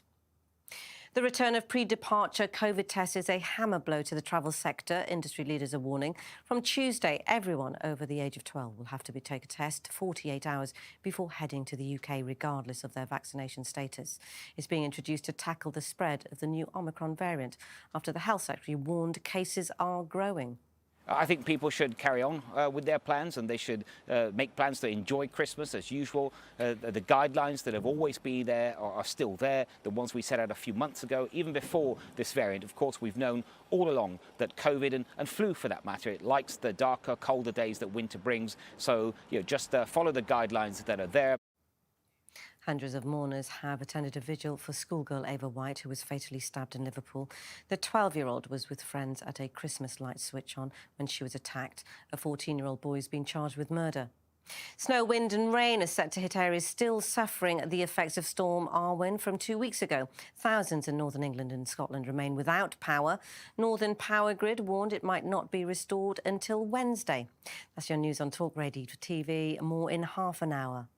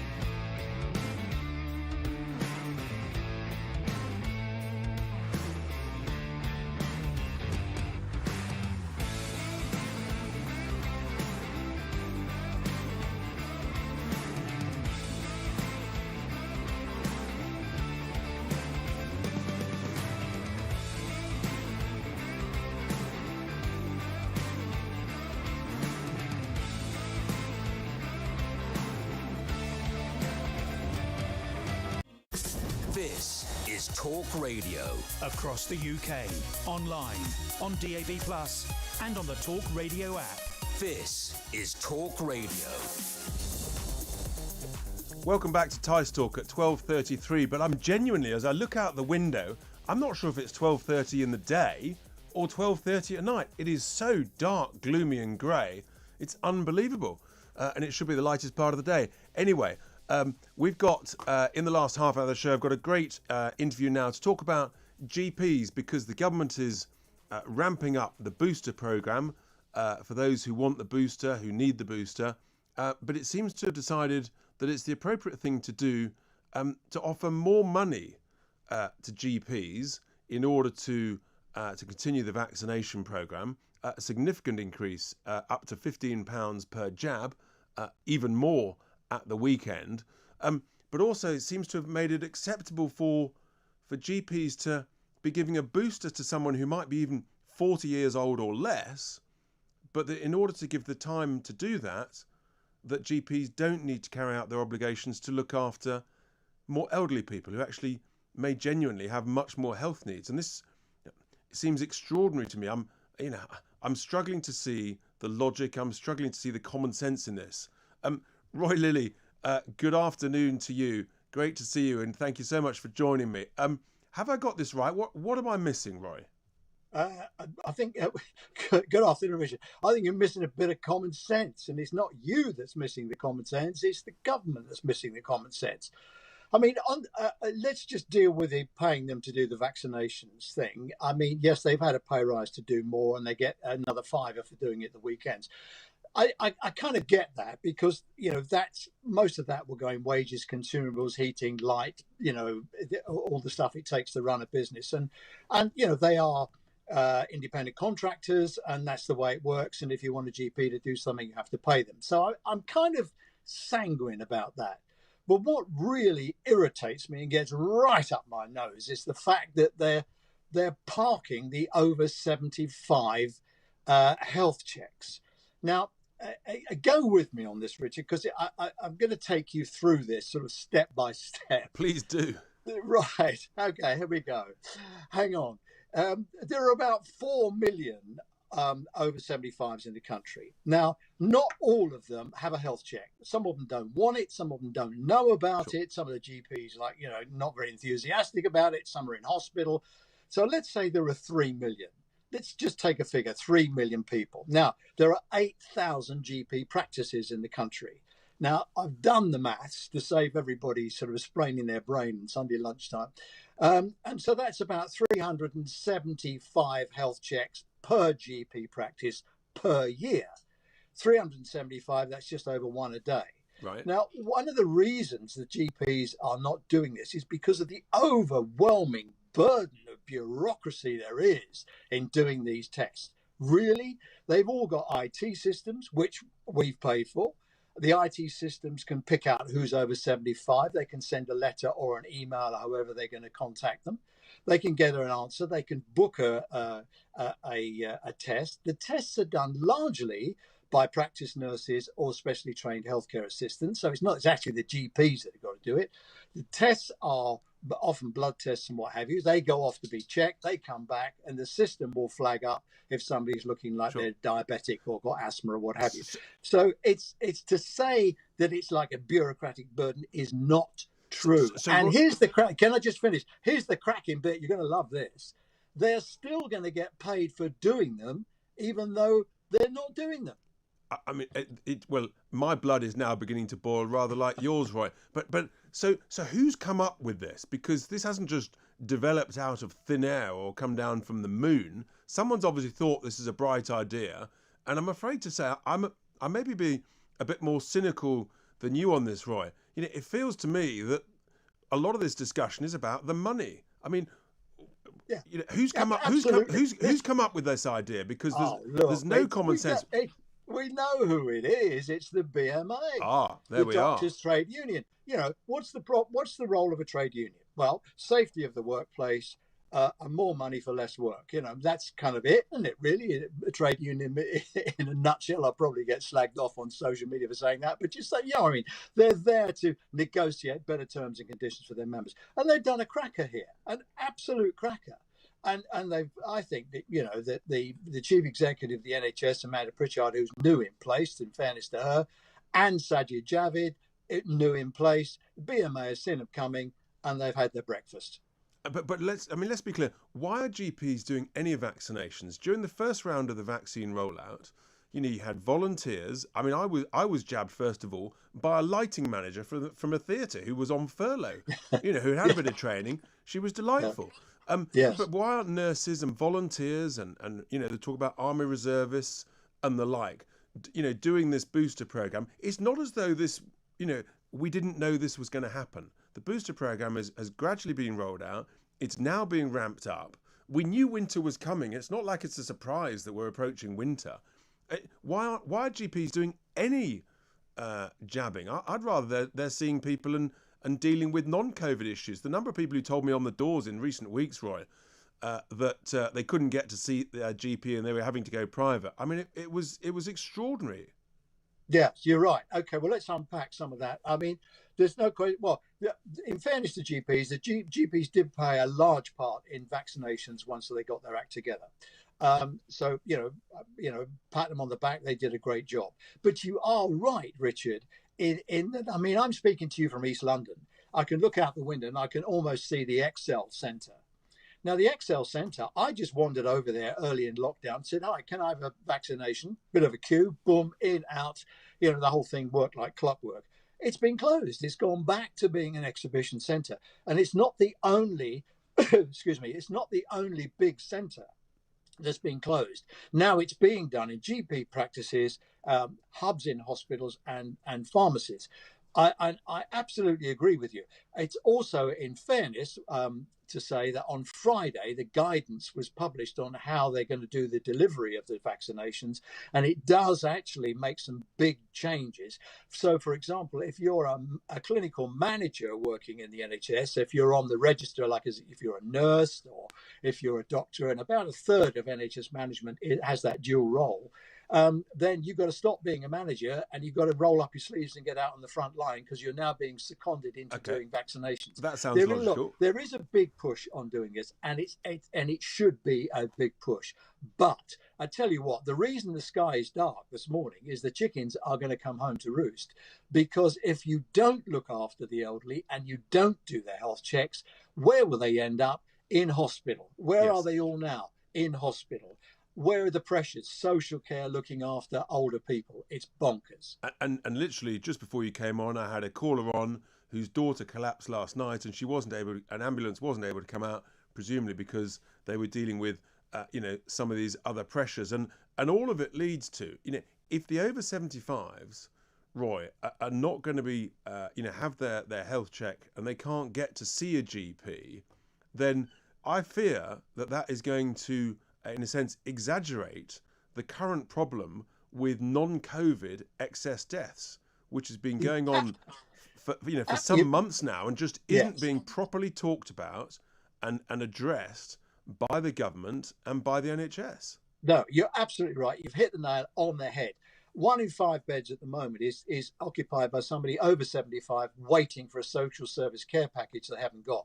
Look, because this goes back to austerity and the 10 years after the world banking crisis. All local, all public services had their funding cut. NHS had flatline funding. Social care had their. I don't know how we've still got social services. Their budgets have been massacred, and of course, as a result of that, they are allowed to put up their eligibility criteria. So they make it tougher for people to qualify for help. Now, there are about 1 million people, older people, who previously got help from social services who no longer get it. So we've got like 1 million refugees wandering around our own system, and then we wonder why they end up in A&E. This is short-sighted and very stupid. Well, Roy, it sounds, my fear is we're literally just at the beginning of winter, and that we're going to see more than headlines that we always see every winter, NHS crisis. And, of course, the real fear is that in order to protect the NHS, the government essentially sort of carries on restrictions as a way of covering up this short-sightedness. And, it just feels... I wrote an article back in September, and I was criticised for it, saying, we should rebuild some contingent capacity, something akin to the NHS hospital, Nightingale hospitals, in order to be ready so that, what you knew was coming down the pipe, the capacity would be there. And it just feels to me that we're sort of about to hit the buffers. Literally, it's like driving into a wall in sixth gear. Yes. And just a complete sort of surprise and lack of preparedness. Roy, time is against us, but thank you so much for those thoughts, that input. This is completely the wrong thing to do. That was Roy Lilly, former NHS Trust chair, with his real concerns that over 75s are not going to be seen by GPs in order that they can carry on with the booster program, when actually it's others who should be doing the boosters. GPs surely should be carrying out their duties to see the over 75s. That's got to change, and we will put pressure on the NHS and the Department of Health to ensure that. The time is now approaching 12:44. We're just approaching the end of the programme, but for now, it's Tice Talk here at the home of Common Sense, Talk Radio. Online, on DAB, and on the Talk Radio app. Talk Radio. Offence archaeology on Twitter. Quite terrifying. Don't beg Jeff Bezos. Charge him, for God's sake. Have a day off. Use some common sense. People can say whatever they want.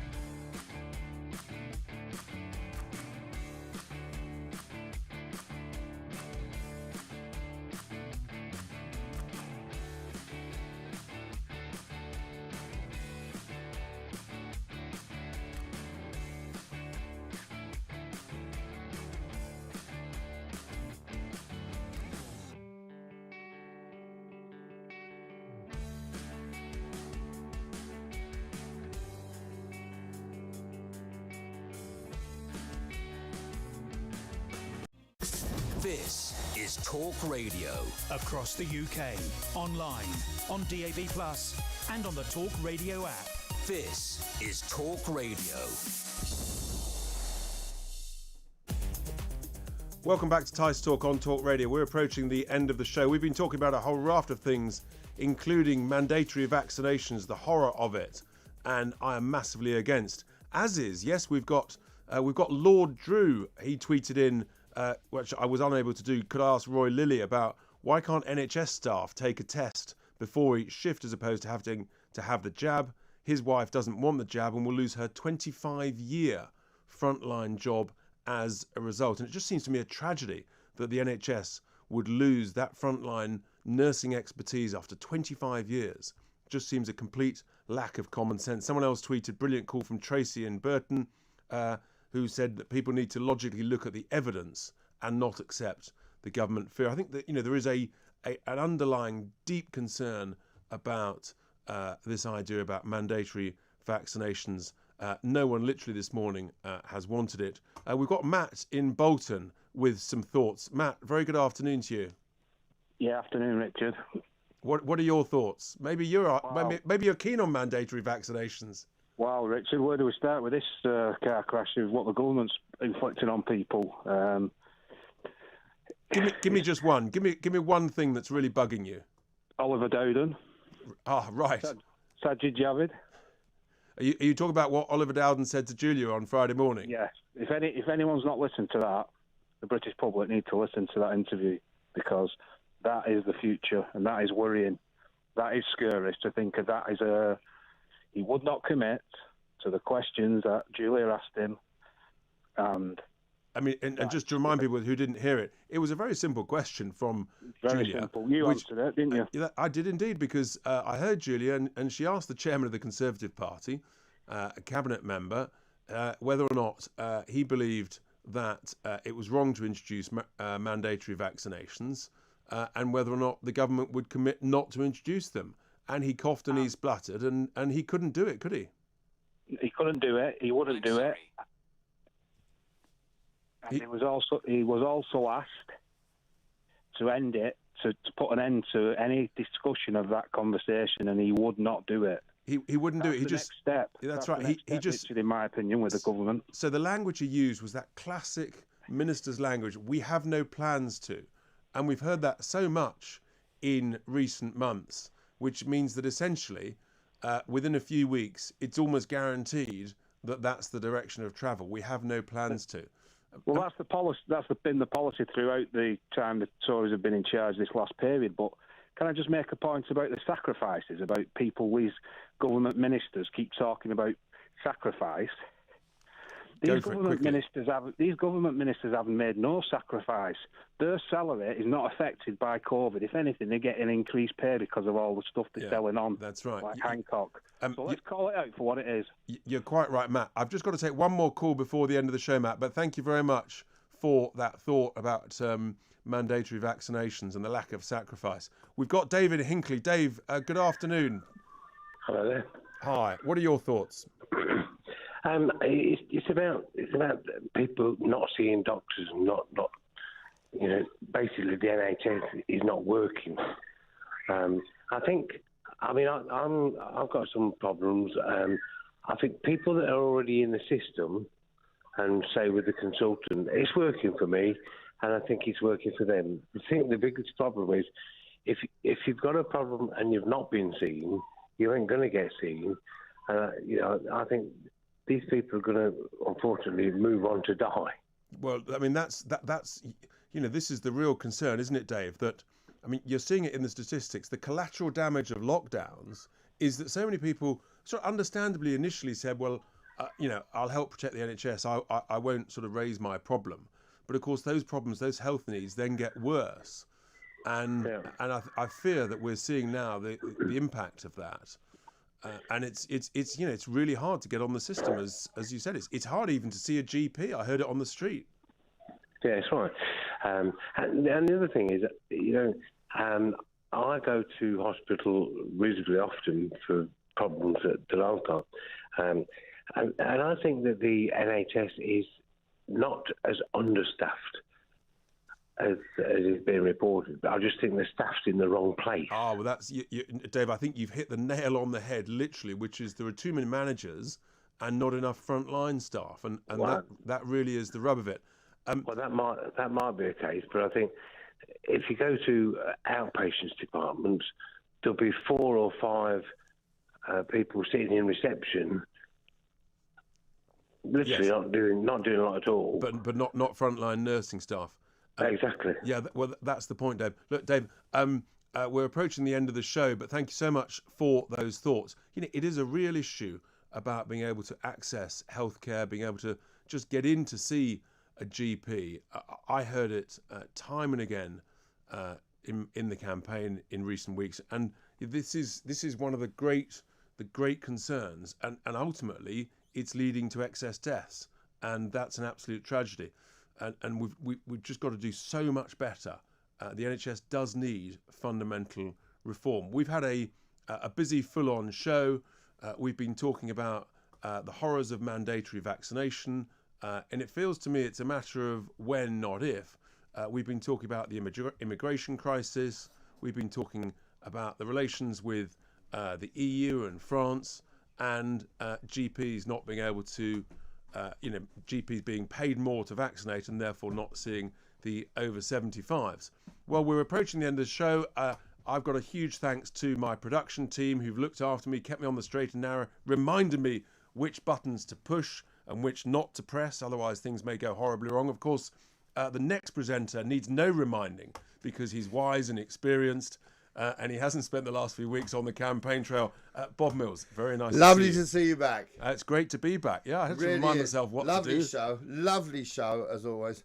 I was reminded of a friend of mine who I'd had on the show right at the height of this, who is a horn player, plays all the brass instruments. Yeah. And has been a working theatre musician, a pit musician, as they call him, for 30 years of his life. And so they've just sent me a letter, jobs that I may be interested in retraining in. And it was fine. Okay, yeah. That's how valued people are. After 30 years. So it was apparently, as he said, turns out it wasn't a career at all. It was just a bit of a hobby. Just a bit of a hobby for 30 years. What's on your show? In this unbelievably dark and gloomy. I mean, what's going on? It's lunchtime. It's not midnight. No. I've never seen it this bad. It's doer. How are you going to excite people? We're starting with Edward Pace, a history scholar from Cambridge, who's written a fascinating book called Youthquake, which tells us that by 2050, a quarter of the world's population is going to live in Africa. Wow. And that is going to change the demographic of the entire world. So I love things like that. Right. Things I don't quite understand. No, but likewise, he will I've been come listening. in and teach me. Then Chris Riley, a brilliant actor from Life of Man. My friend Tim Clark's in. A lovely book we're talking about. Just nice stuff. And we finish with live music. The wonderful John Owen Jones. Come and give us a bit of beautiful West End singing. Fantastic. Well, there you are. For the next 3 hours, you can move away from politics and listen to the wonderful Bob Mills with a range of issues. I've enjoyed being back in the chair, talking about some of the challenges, the big issues of the day. It's quite clear to me, I fear, they're not going away. Thanks for staying with me. You've been listening to Tice Talk here at the home of Common Sense, Talk Radio. Online, on DAB, and on the Talk Radio